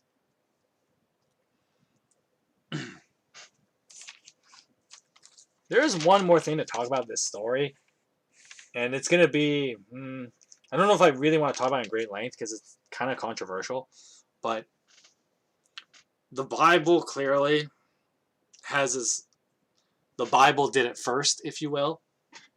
The dangers of hashtag believe all women, right? Because you don't know, and the reason why is not because we should not, how do I put this? We should not be mindful of women and victimhood. That's not why, that's a dangerous mindset of, hashtag believe all women. But rather, what the Bible gets at is human beings in general cannot be trusted, right? Once again, if you're going to learn anything from me, right? The Bible, and and as far as we're reading in Genesis and something to focus on, but I mean the entire Bible does this. The point is not about what human beings can do. It's not about how good human beings are, because clearly that is not the case. Human beings are crap. So the the main point of the Bible is it's about what God can do and how good God is, right? And so a way of telling this is to obviously use the inverse to show how bad human beings can be. And one of the fact of the matter is that human beings generally cannot be trusted.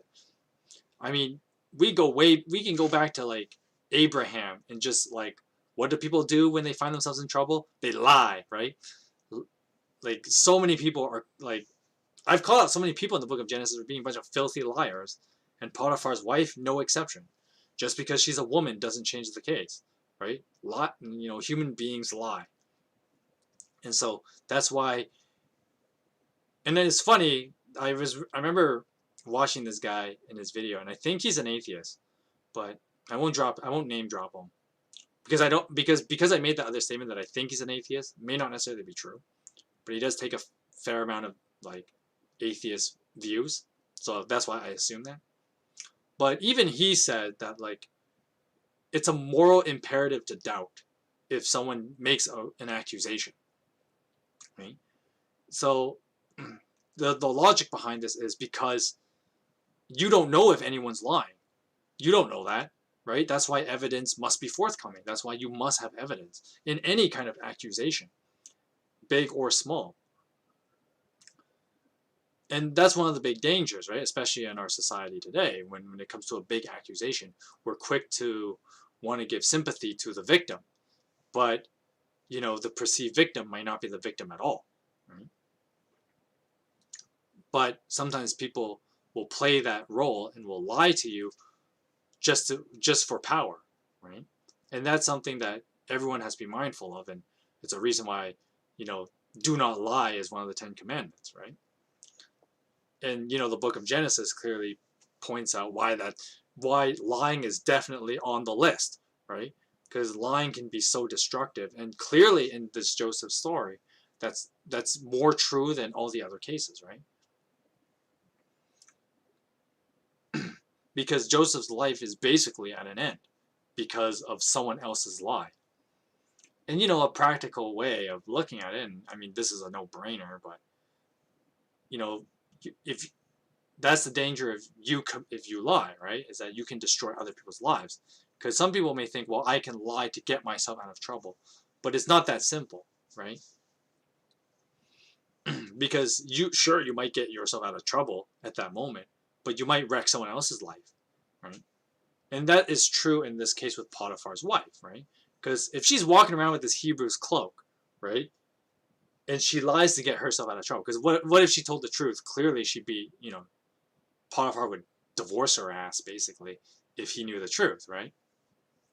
That, if you found out, like, to all you guys out there, you found out your wife was trying to seduce, a child, right? You divorce her ass, basically, like, right there. You're like, what's wrong with you, woman, right?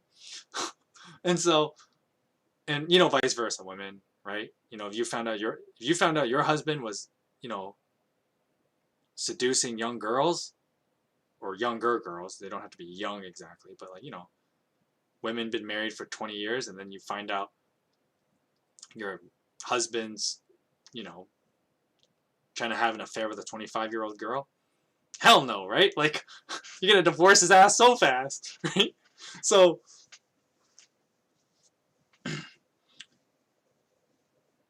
Potiphar's wife may have used the lie to get herself out of trouble, right? But clearly this wrecks Joseph's life, right? Even though Joseph is this really good guy and he tries to live his life accordingly. And so that's why, going back to this point that this other guy made, it's our moral imperative to doubt. And this is true about anything. It's because until all evidence is forthcoming, you don't know what's true or not. And so that's something you must always be careful of. Of course, in this scene, she could have manipulated the cloth she was holding on to. And clearly she does, right? She says that, oh, he left it there. But of course, I'm pretty sure if any of us were there, we would probably do like the Phoenix Wright thing and go, but why is it ripped, right? What's going on here? Why are you still holding on to it? Go to the right? And try to pull at all the contradictions in the evidence and stuff like that. But hey, Phoenix Wright wasn't a thing back then, all right? They had no ace attorney. So, with the accusation. And that's the other thing too. Like Joseph is merely thrown into jail for the accusation, which is another reason why accusing people of crimes is it's a very big deal, right? And people, like even in the world today, like if you can destroy someone's life merely by accusing them of something. There's a book, I can't remember who wrote it. I should know who wrote it. I've read like part of it. I actually never read it, but like the whole thing, because I remember someone talked about it and I read like parts of it, like clips and excerpts that were free on the internet, and it's called "Sex in the Workplace." And basically, what it talks about is the power dynamic that has changed in workplaces, and one of the consequences of it is that men are like they don't talk to women at the workplace, and a lot of men are scared to. And to be fair, like I've neutered myself in this way too, where like some guys you're in the workplace and you don't talk to the women at your workplace. You refuse to actually at times, because you're so ingrained and you're trained to be afraid that if you make one wrong move, the woman is gonna play, the "he made sport of me" card. Which, by the way, I'm gonna use that as the euphemism for now on. Oh, he made sport of me, and the accusation alone would be it, right? All job prospects gone, right? Relation prospects gone, right? Reputation, even to the average Joe, gone, right? So guys don't do anything when it comes to like talking to women at work. And there's the odd guy who like he's bold and then he might get rewarded, but it's kind of funny because I mean a lot of people still statistically say that a lot of their relationships start at work, but at the same time there's a lot of guys who obviously back away from that, and it's a major problem in our society, and clearly it was a problem back then too. But I mean at the same time, and you read the Joseph story, it's like, well, yeah, like of course you got to be so careful, because you don't know if someone's going to just lie about you, right? And then use that to destroy your life, because it is well within a lot of people's power to do that. And some people do it for the sake of it, right? Because it makes them feel powerful. If I can just make up a lie to destroy someone's life, how many people have done that to someone else, right? And I have been a victim of such a thing, so I know that kind of thing firsthand. Okay, Kat, you really got to make up your mind whether you want to sit here or you're not going to sit here. Because you can't go back and forth, okay? Now, you decide to sit here or you're going to go, and you pick one, okay? You can't go back and forth, okay? Sorry, my cat's just being kind of annoying here. Because she'll like jump on my lap, sit for a few minutes, and then she'll get up, run around a bit, and then she'll come back, right? And that can be really annoying when I'm trying to read to you, right? But imagine if I had to do something with, like, I don't know, my hands or something, right? Like if I was playing a game on my computer, and when the cat does this, it's kind of annoying. But anyway, sidetrack over. Sit, okay? So anyway, back to this whole, like, I know it's super controversial for me to bring that up about the whole #BelieveWomen thing, but at the same time, it's also our moral imperative to doubt.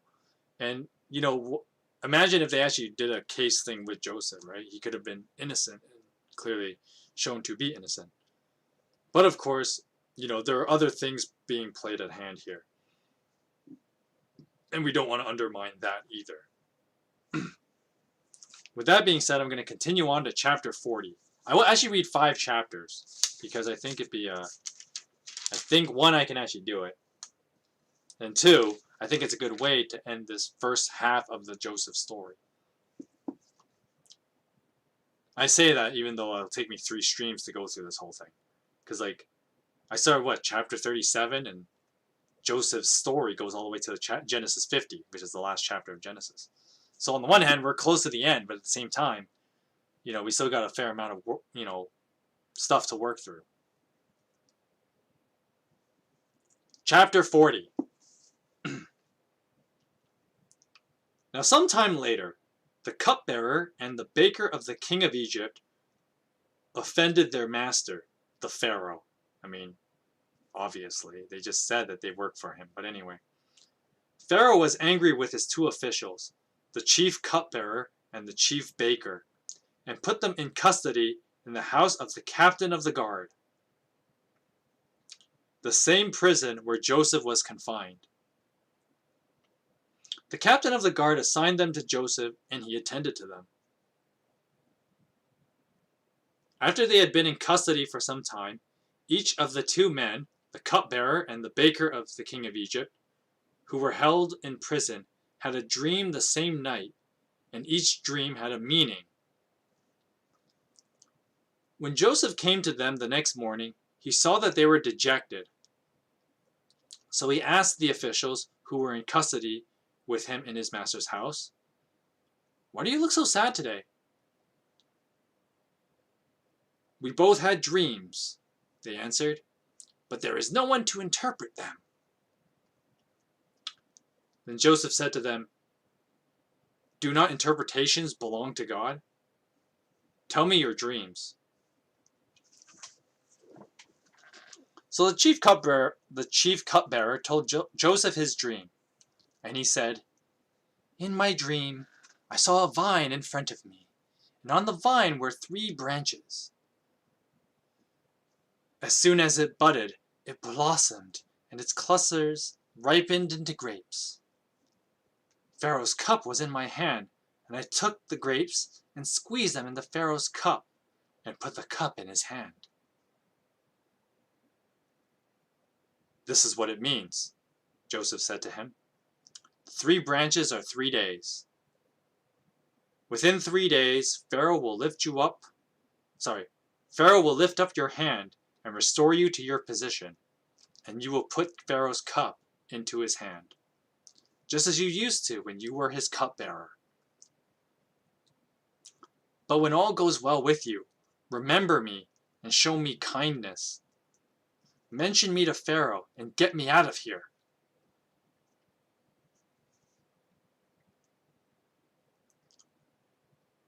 "I was forcibly carried off from the land of the Hebrews, and even here I have done nothing to deserve being put into a dungeon."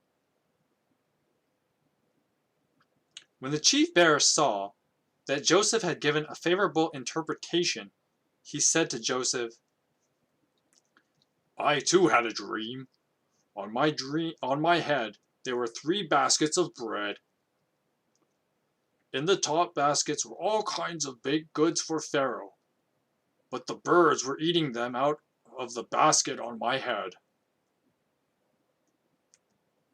"This is what it means," Joseph said. The 3 baskets are also 3 days. Within 3 days, Pharaoh will lift off your head and impale your body on a pole, and the birds will eat away at your flesh. Damn, that's hardcore. Now the 3rd day was Pharaoh's birthday, and he gave a feast for all his officials. He lifted the heads of the cupbearer and the chief baker in the presence of his officials. He restored the chief cupbearer to his position, so that he once again put the cup in Pharaoh's hand. But he impaled the chief baker, just as Joseph had said to them in his interpretation. The chief cupbearer, however, did not remember Joseph, and he forgot him. Chapter 40 is kind of short, but there's a lot to unpack here. And once again, it's a story everybody should know, because this part is actually one of the more interesting parts, right? That, Joseph is in this prison, and he actually interprets these guys' dreams, right? And of course, there's a lot of interesting talk, right? That,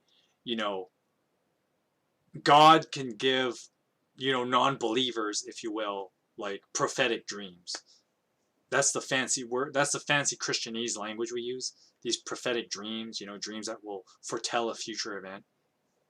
And it's funny that God actually bestows this onto regular guys, right? These two Egyptians, right? Not God-fearing Egyptians, obviously. They're just two guys that work in Pharaoh's house, and they're given these dreams that clearly God has given to them. And of course, part of it is to show, Joseph, God's purpose for him, right? So in a way, God is using these two guys to kind of show Joseph and teach Joseph something. And so we get to the dreams themselves, right? And so the first guy has a pretty good dream, right? Which is funny that Joseph asks both of them why they're sad. Well, of course they're sad because no one can tell them, and the implication that the Bible uses that they might have had these dreams for a while. Maybe the branches decrease in the dream or something, but you get the idea, right? Like, in order for them to be troubled by these dreams, there must have been like some kind of frequency to them and the vividness of their dream that they remember it so well. But with that being said, it's kind of funny where on the one hand, these guys are like, well, there's no mages to tell us these dreams, right? But on the other hand, when they tell you the dreams and you read them, I mean, you don't have to be no mage to know what they mean, right? Which is kind of one of those funny things that the Bible's kind of like makes you head scratch, right? It's like, there's nothing particularly mysterious about these dreams. The question is whether they will happen or not, right? Because once again, you can have dreams and understand what they mean, but in the grand scale of things, they don't amount to anything, right? So, once again, it's that weird thing where like God gives these guys dreams that will actually happen in the future. Whereas, many people probably have dreams they can interpret, but they don't mean anything, right? But it's kind of funny where you look at these dreams and they're so obvious, right? Like the first dream, yeah, it's like, okay, I crushed some grapes and I gave it to Pharaoh. What can it mean? It means you might get your job back. Awesome, right? Like that's the natural conclusion of the dream. And the second guy is like, how is this remote? Like, how are you? Like, I can see the second guy being super troubled by his dream because, like, once again, you don't need an interpreter to tell you that birds eating on breads that's sitting on your head cannot be a good sign. Right? Like, how is that not a bad omen? Right? And so it's kind of one of those funny things, especially if you were like just to read it and you'd be like, there's nothing mysterious about these dreams, right? Even Pharaoh's dream, which we'll get to, kind of has this element too. Except Pharaoh's dream is more poetic in language, so that's why like people weren't sure right away. But once again, like when you read them, it's kind of like, oh, they're not really that mysterious if you really think about it, right? And if someone told you that and you heard it off someone, you'd be like, yeah, I totally know what that means, right? Of course, the real question is whether it would happen or not. And that's the part where Joseph is telling him, hey, when it does happen, because Joseph's trying to tell him, like, oh yeah, this is going to happen. When it does happen, like, remember me, right? Which is the funny twist in the story, is that the cupbearer doesn't remember him. He kind of forgets right away, right? And this leads to more years in prison, because I think Joseph is there for like 14 years, which might have a symbolism with his father being stuck with Laban for like 14 years to work a crappy job in order to just earn his 2 wives, right? And of course 14 is 2 times 7, which is also like a magical number in a way. But I don't know, I just found this chapter kind of funny because, like, on the one hand, the Bible's trying to tell you like Joseph is given these powers by God to interpret dreams, but at the same time, the first set of dreams that we see, you don't need special powers to know what they mean, right? Because they sound so obvious, and it's kind of funny that the Bible does it this way. But the more important thing to get out of it is not that Joseph can interpret the dreams, but is that Joseph knows they will happen, right? Which ironically, despite the fact that the DreamWorks movie King of Dreams did take a little bit of liberty, they were actually right on the money with the way that the two guys saw the dream, right? That it's more about Joseph knowing it would happen as opposed to him interpreting it. And there's a scene where the Joseph tells him the dreams, and then the movie does this little 3-day jump, and the prison guards come in, and the prison guards, you know, they walk in, and they point at the baker, and they're like, take him. And then so one guy, he gets a little rough with him, and he's pulling him along, and the baker goes, no, don't take me. And then he looks at Joseph and goes, you knew this would happen. You knew, right? And then he tries to mock him and says, your power is not a blessing, it's a curse. And then the bread guy is dragged off, to be executed, basically. And then, of course, the guards point at the cupbearer, and they go, well, take him too, right? And then the cupbearer is like, me? Well, what do you want with me? And then, Joseph tries to reassure him, hey, it's going to be okay, But don't forget me, tell Pharaoh about me. Like what the Bible says, Joseph wanted the cupbearer to tell Pharaoh about him and his gift. And so, of course, the cupbearer forgets, and Joseph has to suffer longer in prison.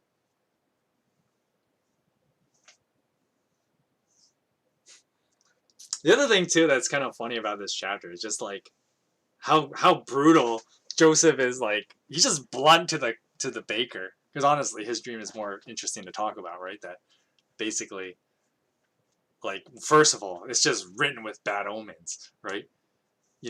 Birds, creatures that are predators, are feasting on your food, right? And so there's this omen, the omen factor is that, like, well, birds don't just take your bread, right? Especially birds of prey. They're not just going to swoop down and take bread on your head, right? They're going to go for your head, right? And that's the metaphor that, obviously, that's the typological metaphor being used here, is that the birds are going for his head. And so Joseph's like, well, no duh, it means that you're going to get beheaded, right? Or if Pharaoh doesn't cut off your head, something's going to rip your head off, right? And so, Joseph is telling him this, and he's just so brutal. Like, Joseph's just so blunt about it. It's like, yeah, you're going to get decapitated, impaled, and then animals just eat your corpse. You really get the short end of the stick here. And so, oof to the baker. Something I do want to talk about with this chapter, and now this you got to take with a grain of salt, because this is more of me trying to link all the chapters of Genesis together and to kind of understand the overall narration. Part of it is to help you guys in how you read text. And especially, one of the big problems when people read the Bible is that people will take chapter by chapter and then view them in their own isolation sometimes, which is a dangerous thing to do. And the fact that the Bible is divided up into chapters doesn't really help, but it's just the way it is. I mean, it's easier to track what you're looking for when you divide into chapters and verses, but at the same time, sometimes we can lose sight of other parts of even the chapter before. And what I'm getting at is, I think there's a huge contrast between why these guys were in prison and why they get out 3 days later after Joseph tells them the dream. And there's a contrast in chapter 40 in comparison to Joseph's accusation in chapter 39. And what I think is going on here, that the Bible kind of flirts with the idea, especially when you read chapter 39 in context. But I think the reason for the 3 days and why it happens to both guys is because, unlike Joseph, there's actually a trial that goes on for these two, which is a major contrast to Joseph, right? Because, I talked about in chapter 39, Joseph is this righteous guy, right? He's this good guy, at least at this point of the story, but he's treated so badly, right? There's no justice, no trial is given to him or anything like that, right? He's just thrown in prison based on an accusation that has pretty weak evidence, right? Whereas, these two guys, the cupbearer and the baker, there is probably a trial going on, although they don't witness it themselves. But this trial probably is why one gets to go back to work and he's cleared of all charges, and the other one is executed. Because if you actually look at what's going on here and their position, you could make a case that the pharaoh, someone might have tried to poison the pharaoh, or there might have been some kind of the pharaoh might have gotten sick from like something in his food, and so the likelihood is that maybe someone tried to poison pharaoh, and they held a trial for this. Whether there was full justice, we don't know, because maybe there was no poisoning attempt. The Bible doesn't tell us this. But basically what it comes down to is that there's the cupbearer and there's the baker, and they're the accused. But only one of them can be guilty. Maybe. Right? Because if both of them were guilty, then you would find evidence in both places, right? The cup and the bread. But maybe they, once again, I'm kind of theorizing this. And there's no real evidence aside from like the little hints that the Bible gives, but they're like kind of really minor, and they're not enough to actually build a case. Similar to accusing Joseph. But basically, if you look at the position of these two prisoners, and that they have to do with Pharaoh's food, and so maybe they were thrown in prison because of an accusation that the food might have been poisoned, and so they wanted to know, like, okay, how did this happen, or how it possibly could have happened, and maybe they found that, like, well, the cupbearer did nothing. There's nothing to link him to this crime, so he gets to go free. But the baker could have done something, and maybe that's why he's executed. Once again, the Bible doesn't really tell us why this is the case, but it's just an interesting thing to think about. And it does pique my curiosity when it is like, when the two prisoners have close association in their job positions, right? It's not like, these two prisoners, one is like a soldier and the other one is like a merchant, right? Two guys with little affiliation with each other. But in this case, clearly both of them would have had affiliation with each other. They might have very well have known each other pretty well. Definitely when you're the chief baker and the chief cupbearer of the pharaoh, like, more than likely these guys knew each other pretty well.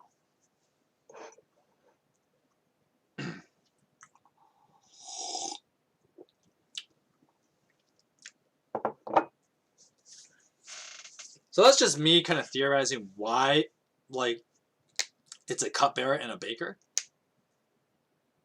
But the Bible may have other reasons for it. That is just a logical reason for me. But I think the more important thing to kind of see is the contrast of, like, these guys and how justice can be found for them, as opposed to Joseph, who is just treated so badly, and all the injustice that happens to him. And so once again, you're supposed to feel really bad for Joseph, right? Because, everything that can go wrong has gone wrong. So, like, after the cupbearer is free, he forgets him basically instantly, and Joseph has to spend more time in prison. But chapter 41, there is light at the end of the tunnel.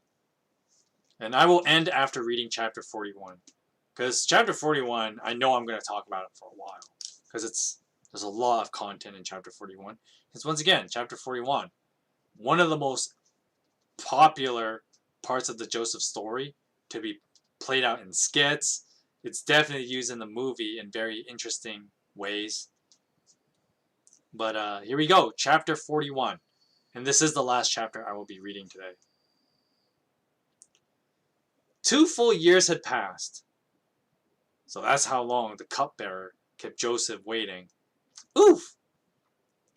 Pharaoh had a dream. He was standing by the Nile, when out of the river there came up 7 cows, sleek and fat, and they were grazed among the reeds. And after them 7 ugly cows, and gaunt, came out of the river, or out of the Nile, and stood beside those on the river bank. And the cows that were ugly and gaunt ate up the 7 sleek fat cows. Then Pharaoh woke up. He fell asleep again and had a second dream. 7 heads of grain, healthy and good, were growing on a single stalk. After them 7 other heads of grain sprouted, thin and scorched by the east wind. The thin heads of grain swallowed up the 7 healthy, full heads. Then Pharaoh woke up. It had been a dream. In the morning, his mind was troubled, so he sent for all the magicians and wise men of Egypt. Pharaoh told them his dreams, but no one could interpret them. Then the chief cupbearer said to Pharaoh, Today I need to do a voice for this guy. Today I am reminded of my shortcomings. Pharaoh was once angry with his servants, and he imprisoned me and the chief baker in the house of the captain of the guard. Each of us had a dream the same night, and each dream had a meaning of its own. Now a young Hebrew was there with us, a servant of the captain of the guard. We told him our dreams, and he interpreted them for us, giving each man the interpretation of his dream. And things turned out exactly as he interpreted them to us. I was restored to my position, and the other man was impaled. So Pharaoh sent for Joseph, and he was quickly brought from the dungeon. When Joseph had shaved and changed his clothes, he came before Pharaoh. And Pharaoh said to Joseph, I had a dream, and no one can interpret it. But I had heard it said that when you hear a dream, you can interpret it. I cannot do it, Joseph replied to Pharaoh. But God will give Pharaoh the answer he desires. Then Pharaoh said to Joseph, In my dream, I was standing on the bank of the Nile, when out of the river there came up 7 fat, sleek cows, and they grazed among the reeds. After them, 7 other cows came up, scrawny and very ugly and lean. I had never seen such ugly cows in all of Egypt. The lean, ugly cows ate up the 7 fat cows that came up first. But even after they ate them, no one could tell that they had done so. They looked just as ugly as before. And then I woke up. In my dream, I saw 7 heads of grain, full and good, growing on a single stalk. After them, 7 other heads sprouted, withered and thin and scorched by the east wind. The thin heads of grain swallowed up the 7 good heads. I told this to the magicians, but none of them could explain it to me. Then Joseph said to Pharaoh, The dreams of Pharaoh are one and the same. God has No, don't do that. Then Joseph said to Pharaoh, The dreams of Pharaoh are one and the same. God had revealed to Pharaoh what he is about to do. The 7 good cows are 7 years, and the 7 good heads of grain are 7 years. It is one and the same dream. The 7 lean, ugly cows that came up afterward are 7 years, and so are the 7 worthless heads of grain scorched by the east wind. They represent 7 years of famine. It is just as I said to Pharaoh. God has shown Pharaoh what he is going to do. 7 years of great abundance are coming throughout the land of Egypt. But 7 years of famine will follow them. Then all of the abundance in Egypt will be forgotten, and the famine will ravage the land. The abundance of the land will not be remembered, because the famine that follows it will be so severe. The reason the dream was given to Pharaoh in 2 forms is that the matter has been firmly decided by God, and God will do it soon. And now let Pharaoh look for a discerning and wise man, and put him in charge of the land of Egypt. Let Pharaoh appoint commissioners over the land to take 1/5 of the harvest of Egypt during the 7 years of plenty. They should collect all the food of these good years that are coming, and store up the grain under the authority of Pharaoh, to be kept in the cities for food. This food should be held in reserve for the country, to be used during the 7 years of famine that will come upon Egypt, so that the country will not be ruined by famine. The plan seemed good to Pharaoh and to all of his officials. So Pharaoh asked them, "Can we find anyone like this man, one in whom is the Spirit of God?" Then Pharaoh said to Joseph, "Since God has made all this known to you, there is no one so discerning and wise as you. You shall be in charge of my palace, and all my people are to submit to your orders. Only with respect to the throne will I be greater than you." So Pharaoh said to Joseph, "I hereby put you in charge of the whole land of Egypt." Then Pharaoh took his signet ring from his finger and put it on Joseph's finger. He dressed him in robes of fine linen and put a gold chain around his neck. He had him ride in a chariot as his second in command, and the people shouted before him, "Make way!" And thus Pharaoh put Joseph in charge of the whole land of Egypt. Then Pharaoh said to Joseph, "I am Pharaoh, but without your word, no one will lift hand or foot in all Egypt." And Pharaoh gave Joseph the name Zephanath-Paneah. That is such an awesome name. Zephanath-Paneah, and gave him Asenath, daughter of Potipharah, priest of On, to be his wife. And Joseph went throughout the land of Egypt.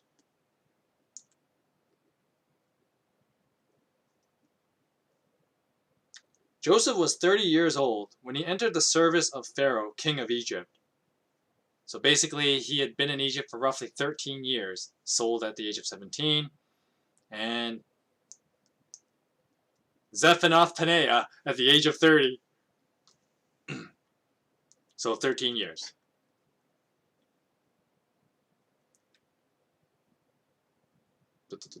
Sorry, I got sidetracked there. And Joseph went out from Pharaoh's presence and traveled throughout Egypt. Verse 47. During the 7 years of abundance, the land produced plentifully. Joseph collected all the food produced in those 7 years of abundance in Egypt and stored it in the cities. In each city, he put the food grown in the fields surrounding it. Joseph stored up huge quantities of grain, like the sand of the sea. It was so much that he stopped keeping record because it was beyond measure. And you know the funny thing is that if it's only a fifth of what they needed to collect, that means Egypt had a lot of excess. Before the years of famine came, 2 sons were born to Joseph by Asenath, daughter of Potipharah, priest of On. Joseph named his firstborn Manasseh, and said, "It is because God had made me forget all my trouble and all my father's household."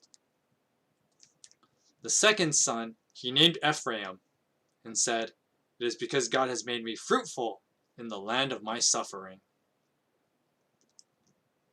The 7 years of abundance in Egypt came to an end, and the 7 years of famine began. Just as Joseph had said, there was famine in all the other lands, but in the whole land of Egypt there was food. When all Egypt began to feel the famine, the people cried to Pharaoh for food. Then Pharaoh told all the Egyptians, "Go to Joseph and do what he tells you." Oh, I didn't do his voice. "Go to Joseph and do what he tells you." When the famine had spread over the whole country, Joseph opened up all the storehouses and sold grain to the Egyptians, for the famine was severe throughout Egypt. And all the world came to Egypt to buy grain from Joseph, because the famine was severe everywhere. Dun dun dun! And you got to see where this is going, but that will have to be for next week. So, chapter 41 had a lot of content because basically it just crammed in 7 years into like one chapter, right? So, basically, you know, Pharaoh is now haunted by dreams, right? And we just read that Joseph has the power to interpret people's dreams, right? Because God gave him that ability. And so, Pharaoh is haunted by dreams, and it's one of those funny things I just have to point out that once again it kind of shows, I don't know, are these like mages like total fakes, or they're like that incompetent, right?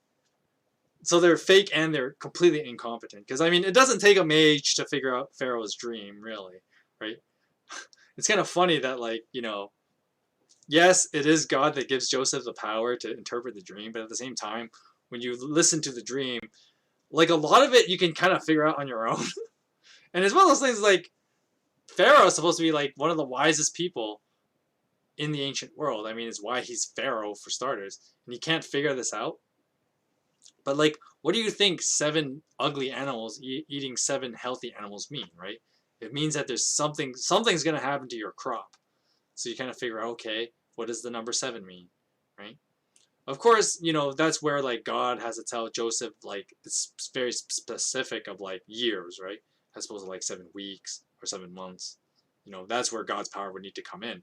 But as far as like, how could you not know that like the ugly cows and the wheat grain eating the healthy things, you know, that's got a symbol like famine is coming, right? Like that part of the dream should be obvious. At least, you know, when you read, you know, of course, part of this is reading in hindsight. But when you read, you know, Genesis here, it should feel like, oh yeah, that part is like, well, duh, right? A time of famine is coming. Of course, you know, the other thing too is that Joseph points out the severity, right? For it to be 7 years of famine, that's a long time. 7 years of famine is a really long time because, I mean, especially when you consider the ancient world, 1 year of famine would wipe out most civilizations in the ancient world, right? Considering that people live basically hand to mouth, right? And so if there was 1 year of famine, that would be it. Like most people would die from that. And hell, you could even make the argument that if there was 1 year of famine today, like on a global scale, that would be it, right? That's all it would take, right? Would be 1 year of like absolute famine, and that would be the end of humanity, basically, right? Most people would die from that. But, you know, it's kind of funny. I don't know. Maybe I'm overthinking it, but it is kind of funny where like, yeah, that part of the dream should be obvious, right? That there's going to be a time of famine. And so, I mean, it makes sense for Pharaoh to be troubled because he might have figured out that much. But of course, the real question is, 1, is it actually going to happen? And 2, what do they do about it, right? And that's where, once again, you know, Joseph is more impressive for giving the solution as opposed to interpreting the dream, which is, you know, God's favor in Joseph's, that's God's favor to Joseph, right? And this can easily be related to the favor Joseph had with Potiphar as well as the warden, right? It isn't so much that he interprets dreams, which obviously plays into it, but it's that Joseph, 1, he knows they're going to happen, and 2, God gives him wisdom to do something about it. And so that's the part where Joseph's more recognized. And Pharaoh says, well, who can we trust, right? Well, I don't know if I can trust any of you well enough. I'm going to trust this foreigner, which is interesting for Pharaoh to do that, right? But I think it's just funny that, you know, Joseph wins favor like that with Pharaoh.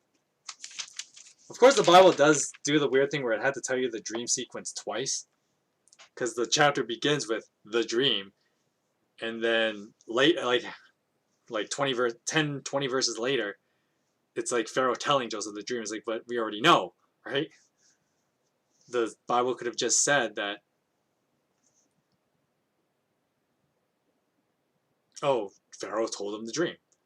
But of course, I think part of it is that, like, obviously there's the word discrepancy, which kind of shows that, like, maybe that's why Pharaoh couldn't figure it out, because his memory is already getting joggy, right? And he's not totally sure anymore about what he saw. And so might be a reason why the mages couldn't figure it out, let alone Pharaoh couldn't figure it out, right? But regardless of it being jarbled by Pharaoh's weaning memory, I guess, Joseph, with the help of God, is able to know.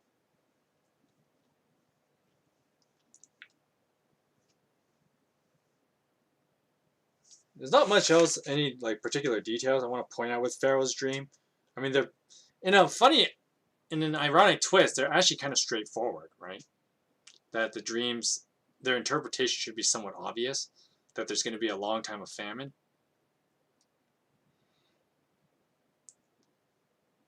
But I don't know. It's funny that no one could have figured it out, right? But I mean, the obvious argument that could be made was that maybe God prevented the mages from knowing, right? And this was God showing favor to Joseph. That's the only real explanation I could have to why no one else could figure out the dream, was that God denied everyone else to know so that Joseph could be free, right? And in a way, it's God giving Joseph justice, which is, I think, the main reason why it is told this way. And that's why Genesis tells it this way, is because it's God giving Joseph justice, as opposed to why aren't more people competent. It has nothing to do with the Egyptians being incompetent, but rather God giving Joseph justice, because we read a few chapters earlier that Joseph is a pretty good guy and did not deserve the injustice he got. But God will supernaturally give him real justice. And so that's probably the real reason that no one else could interpret the dream. It has nothing to do with competency, but rather it has everything to do with God giving Joseph justice. So there's my little bit of a hot take, if you will. A few other small details I just want to point out. First of all, Zephanath Paneah is an awesome name. I don't know, it's just fun to say. Zephanath Paneah. And the other funny thing that the Bible kind of plays around with and doesn't really make a big deal, part of it is because, once again, God wasn't going to be too harsh on people because he's nice to people, I guess. That despite the fact that, other societies act in their pagan ways, God doesn't get super uptight about some things. So you're probably wondering what I'm talking about here. Well, first of all, there was that whole thing with Tamar, right? Back in chapter 38, and Tamar's whole thing and the working through the family, if you will. God did not change everybody's lifestyle because he's like, okay, I'm God and I'm going to tell you what to do. He doesn't actually do that. He allows people to keep the regular tradition that they've already had in the ancient world. God doesn't care to change it. Now, it's interesting because some people might make the case that God is a little apathetic, I guess, in regard to stuff like that. Because, clearly, he appears to be a little apathetic by not caring to change how some people did things, especially, most of these non-God-fearing people.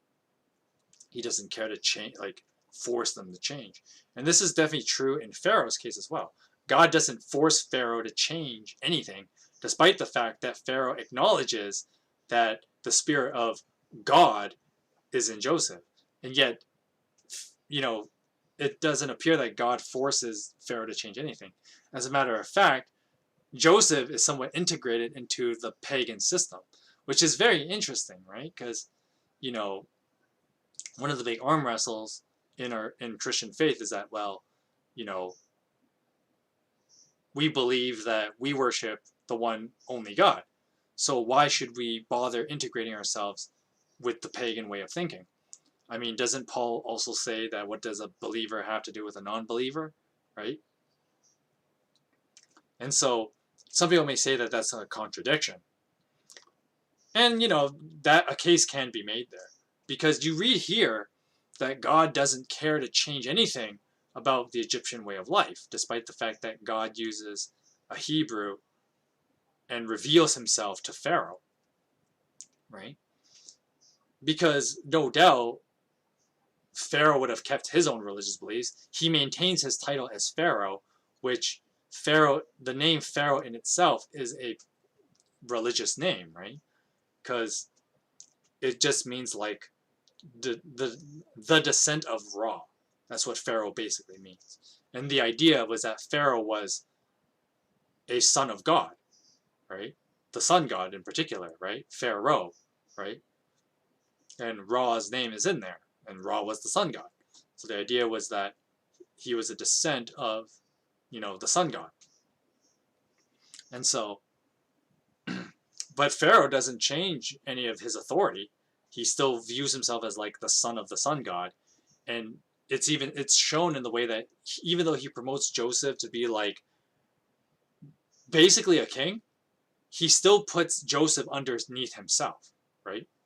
He still says, well, you still answer to me, right? Son of the sun god, right? Which is weird that Joseph is like, okay, sure, right? But I mean, on the other hand, Joseph is a nice guy and he doesn't make a big deal out of it, right? He accepts that he lives in the Egyptian culture, which is an interesting parallel and contrast to the point of the Pentateuch, right? The first 5 books of the Bible, which was to separate the Hebrews from all the other nations, right? And to make them serve God and God alone. But yet there's this interesting thing in this passage in Genesis where Joseph doesn't, he just rolls with it, right? He accepts that Pharaoh still views himself as son of the sun god. He accepts a wife from, basically a modern parallel would be like a Christian marrying a the daughter of a Hindu priest, right? So, well, or whatever priest from a different religion, right? Because Joseph marries Asenath, the daughter of some priest of some place, right? And who knows what god he worships? The Bible is not clear. He's the priest of On, which is like this other, which is one of the suburb cities. So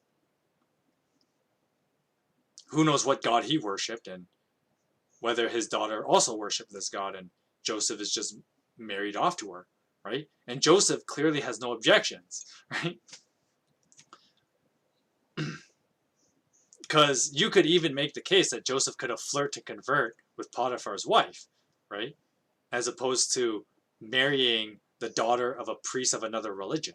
It's kind of one of those things where the Bible just shows that sometimes God appears apathetic by not caring about, like, well, Joseph marries a secular girl for all intents and purposes and answers to a guy who views himself as the son of God. So but yet Joseph doesn't make a big deal out of it. He just rolls with it, right? And Joseph is a good citizen. And I don't know, I just found that it's just one of those things where the Bible makes you like, if you just read this at face value, you might scratch your head and go like, what? The Bible just does this and allows this? Even though like so many other places in the Bible and so many other points of the Bible kind of point out that, well, you don't conform to what the world does, right? You follow the laws of God.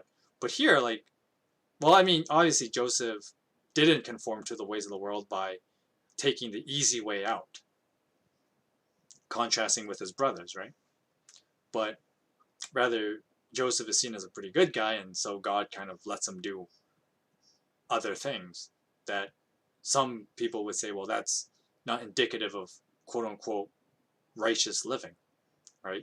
Marrying because the funny one is marrying the daughter of a priest, right? Of a different religion.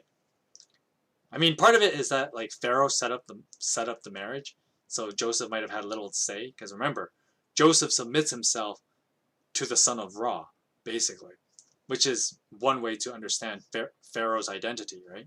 And how the Egyptians view Pharaoh. And the whole idea of having a king in Egypt is the idea that he's descended from the gods, which is, not exclusive to Egypt. Every society basically does this, right? Every culture believed that their monarchs were descended from the gods. And Egypt is just a very simple example. It's in the name, right? Descent of Ra. Like you can't be more blatant than that. So, but Joseph submits himself to him, right? He takes orders from him, despite the fact that Joseph knows that, like, well, it's his God that lets him do anything, right? As he tells Pharaoh about his ability to interpret dreams, is something God does, not him. And so, but at the same time, Joseph allows himself to take orders from the Pharaoh, which is interesting. And so one of those orders is to marry the priest of, you know, the daughter of a priest, right, from a different religion, which I always thought was kind of weird and funny at the same time. It's like, yeah, Joseph just rolls with it, right? But, you know, Joseph cares more about the fate of the land, right? And that he cares for people, and he cares for other people more than, you know, himself, which is another reason why Joseph is also painted as this paragon of virtue, right? And, you know, I kind of made this parallel with him and Abel, right, back in Genesis 4. And the whole idea is that they're paragons of virtue because they care more about other people, and they love other people, and, you know, they fight for other people, right? That's why they're heroic figures, right? That's the definition of a hero, is that you fight for someone else. You don't put your own interests first. And so that's another reason why Joseph just rolls with it, right? He rolls with, like, yeah, he basically lives as an Egyptian, you know, minus his, you know, he still worships God, but Joseph basically lives as an Egyptian, marries an Egyptian priest, a shrine maiden, basically, and, you know, has kids with her, no complaints, no objections. And it also shows that he shows no objections because of the way he names his sons, right? Manasseh, meaning that he has left behind his old life, right? With the exception of God, of course. But he left behind the old life. And Ephraim means the blessing in the new life, or the land of my suffering, as Joseph says it. But a more simpler way to understand that is blessings in his new life, right? So Joseph, you know, him rolling with, like, essentially being part of this pagan nation, right? And that's you know, that is the big challenge to Christians everywhere, right? Is, you know, do we just roll with it when we live in our modern age? And there are a lot of things that are controversial, and Christians fight over this all the time. You know, like this channel is a good example of that, right? You know, a pastor playing video games, right, that have very secular themes in them. Is that a problem, right? Should Christians just roll with it, that video games is a big part of our culture? Or should Christians openly rebel against it, right? And that's been a debate since forever, right? In all kinds of medium, right? Movies, various literature, right? And so Joseph is an interesting example to study from, because Joseph would be one of the people you argue in favor of just rolling with it, right? But of course, the more important thing is, you know, what makes one righteous is you living out God's commandment to love others, right? Love God and love your neighbor, right? And that's clearly what Joseph does. And so, you know, you have to keep that in mind when you see this moment in the Bible where Joseph just rolls with basically living as an Egyptian. He accepts the name Zephnath Paneah, which basically means, you know, the gods have spoken, right? Which is ironic that Joseph is given this name. Once again, he just rolls with it because he answers to Pharaoh now, directly to Pharaoh, and he just rolls with it. But the name Zephnath Paneah is actually a very secularized name, and it basically means he who hears from the gods, and it even uses the plural, right? And Joseph has no problem running with this, right? Because you would think, but wait a minute, Joseph he's a monotheist, isn't he? He only worships the God of his fathers, the God of Abraham, Isaac, and Jacob. That means Joseph is a monotheist, right? Shouldn't Joseph be mad that the Pharaoh gives him a name that's clearly promoting polytheism, right? But once again, you know, this makes Joseph an interesting character, especially when you read this chapter, because Joseph just rolls with it. He's just like, yeah, you know, whatever. I'm not going to make a big deal out of it because there are things more important. And what's more important? The survival of people, right? Even if they're Egyptians, doesn't matter to Joseph, right? Their survival is more important than me getting mad that he gave me a name that promotes polytheism, despite the fact I'm a monotheist, right? It's just kind of funny like that. So I don't know. I just find this chapter humorous in that way because the Bible throws this curveball, especially in the context of the Pentateuch, right? Because isn't the whole point of the Pentateuch to tell the people of Israel not to conform to the nations around you and to be God's separate people, to be a royal priesthood, right? But here, Joseph's story kind of turns that around and says, remember though, you got to love people, right? You got to love your neighbor. And sometimes you may have to deal with things that you're not the hugest fan of. Because, I mean, the Bible doesn't tell us if Joseph was like, you know, if he was mad at first about any of this, be like, what? I have to conform to Egyptian life. But the Bible just tells us that he accepts it, right? Because in Joseph's mind, the preservation of Egypt is more important than things like a name, right? So I don't know. It's just funny that the Bible throws this curveball, and that's why it's interesting to read chapter 41. And it's funny that way. That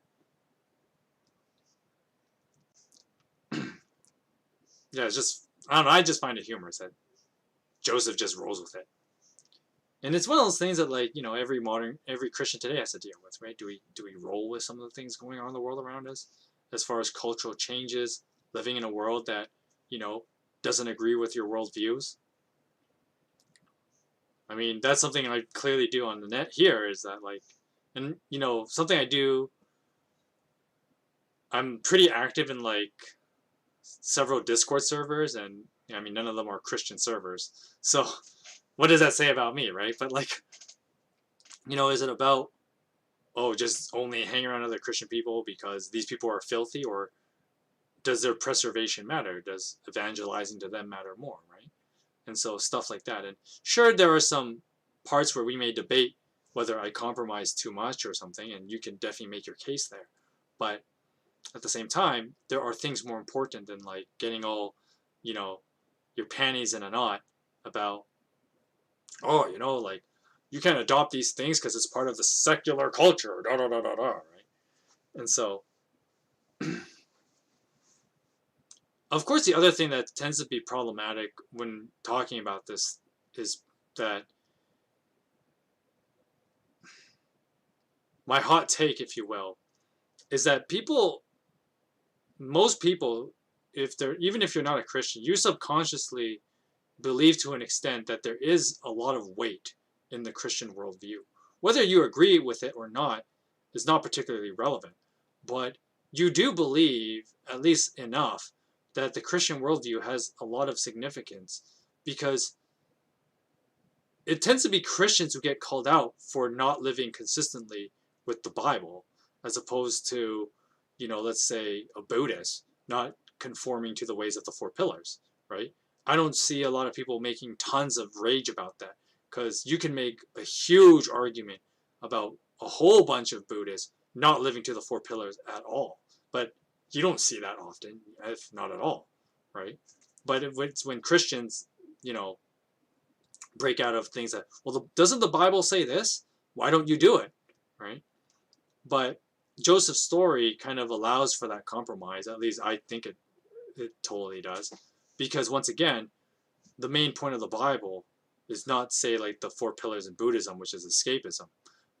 Escape from, the desires that bound you to suffering. But rather, the Bible is about you got to love your neighbor, right? Love God and then love your neighbor as yourself. And so what is more important, right? Do I get caught up in all the little details, or do I just roll with the culture in order to reach out to people for Christ, right? What's more important? I mean, that's the essence of this channel in a nutshell, right? And of course, where I spend a lot of my other time is hanging around in non-Christian Discord servers and talking to people about God there, right? And I'm unashamed of doing that because that's what I believe is more important, right? And sure, you may complain that like, well, you don't have to do all the stuff they do, and that's partly true. I don't do lewd chats and stuff like that, but at the same time, there's nothing wrong with like, oh yeah, a pastor who plays a lot of video games. I don't see a problem with that. Joseph saw no problem marrying the daughter of a priest of another religion, so I don't think there's anything wrong with a pastor who plays video games, right? I mean, in comparison, that seems pretty light in comparison, but I mean, that's just picking at details, which once again is antithetical, because that defeats the point of what is Christianity about, right? It's about leading people to repentance, and if that's the ultimate goal, then certain things like whether a pastor plays video games should not be of any relevance, right? Repentance, leading others to repentance is what matters, and saving people's lives, right? Of course, in Joseph's case, it was more physical, right? He was saving their lives physically. But of course, down the line, and what Christianity is all about, is about the saving of people's spiritual lives, which by extension saves their physical lives too, right? But, you see Joseph here, he was out to save people's lives. And so he was willing to look the other way when it came to like some of these things in regard to like, living as an Egyptian. Not a problem for Joseph, apparently. So what does that say about, us Christians living in the modern world, right? Right? There are things more important than picking at the details.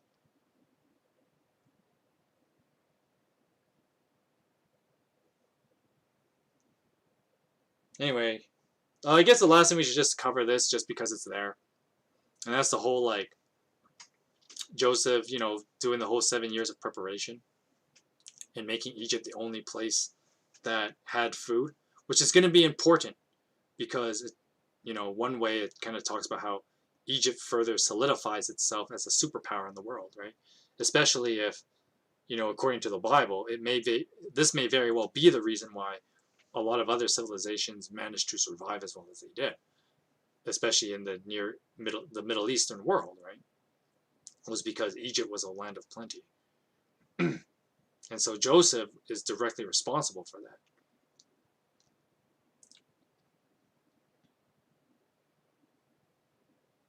Of course, there's foreshadowing about like, the Bible or chapter 41 ending with, the severe reached everywhere, right? Because obviously, while Joseph may have rolled with his new life in Egypt, despite the fact naming his son Manasseh, meaning that he left the old life behind, well, the truth of the matter is you can never truly outrun the past.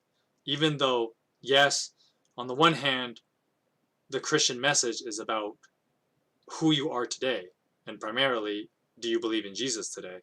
But at the same time, we must accept that we cannot run away from the past. And so that is something Joseph will have to deal with. But with that being said, that will have to be for next week's stream, because it is 6:05 now. A little bit past that, 6:06 on my clock. Which means I'm going to end the stream here. As far as scheduling for future streams, I'm a little bit of a pickle because a buddy of mine wants to do a little project with me. Something I originally did not want to do, but I think I may have to do. One, because I'm partly a sellout, and I need more views on my channel. Why lie about it? How else am I going to reach you guys more, right? But we may do something on Sunday. I'll keep you posted if I do that. You can follow my Facebook page. But honestly, Facebook links are weird and they don't work properly when I tried it last time. However, I do have a Discord server. If you want invite into that Discord server, just message me with my personal account, which is in the description. Just give me a message. I'll invite you to Discord server. There you get all the news of any time I stream. I post every time I stream and every link. And of course, if you're a personal friend with me on Discord, my Discord profile has a direct link to this channel. And I may do something on Sunday and stream something that I originally wasn't planning to do on my channel, but I may do it because I'm a bit of a sellout. Why lie about it? If I do it. If not, I may go with the original plan I had, which was to do a reading stream on Monday. I'll read something different. Not that not that I get sick of reading the Bible, but read something different for, you know, my educational side of the channel, if you will, for educational purposes. Read. I might do a different reading on Monday, and then Tuesday, Wednesday would be Tokyo Mirage, and then Thursday's Throwback Thursday. Friday would be reading. That's my original plan. If I do this other stream on Sunday with my buddy because he wants to do something, and he wants to use my channel for it because his internet sucks. That's the real reason. His internet sucks, and might just use my internet and my channel to do some promoting and hopefully promote for both of us.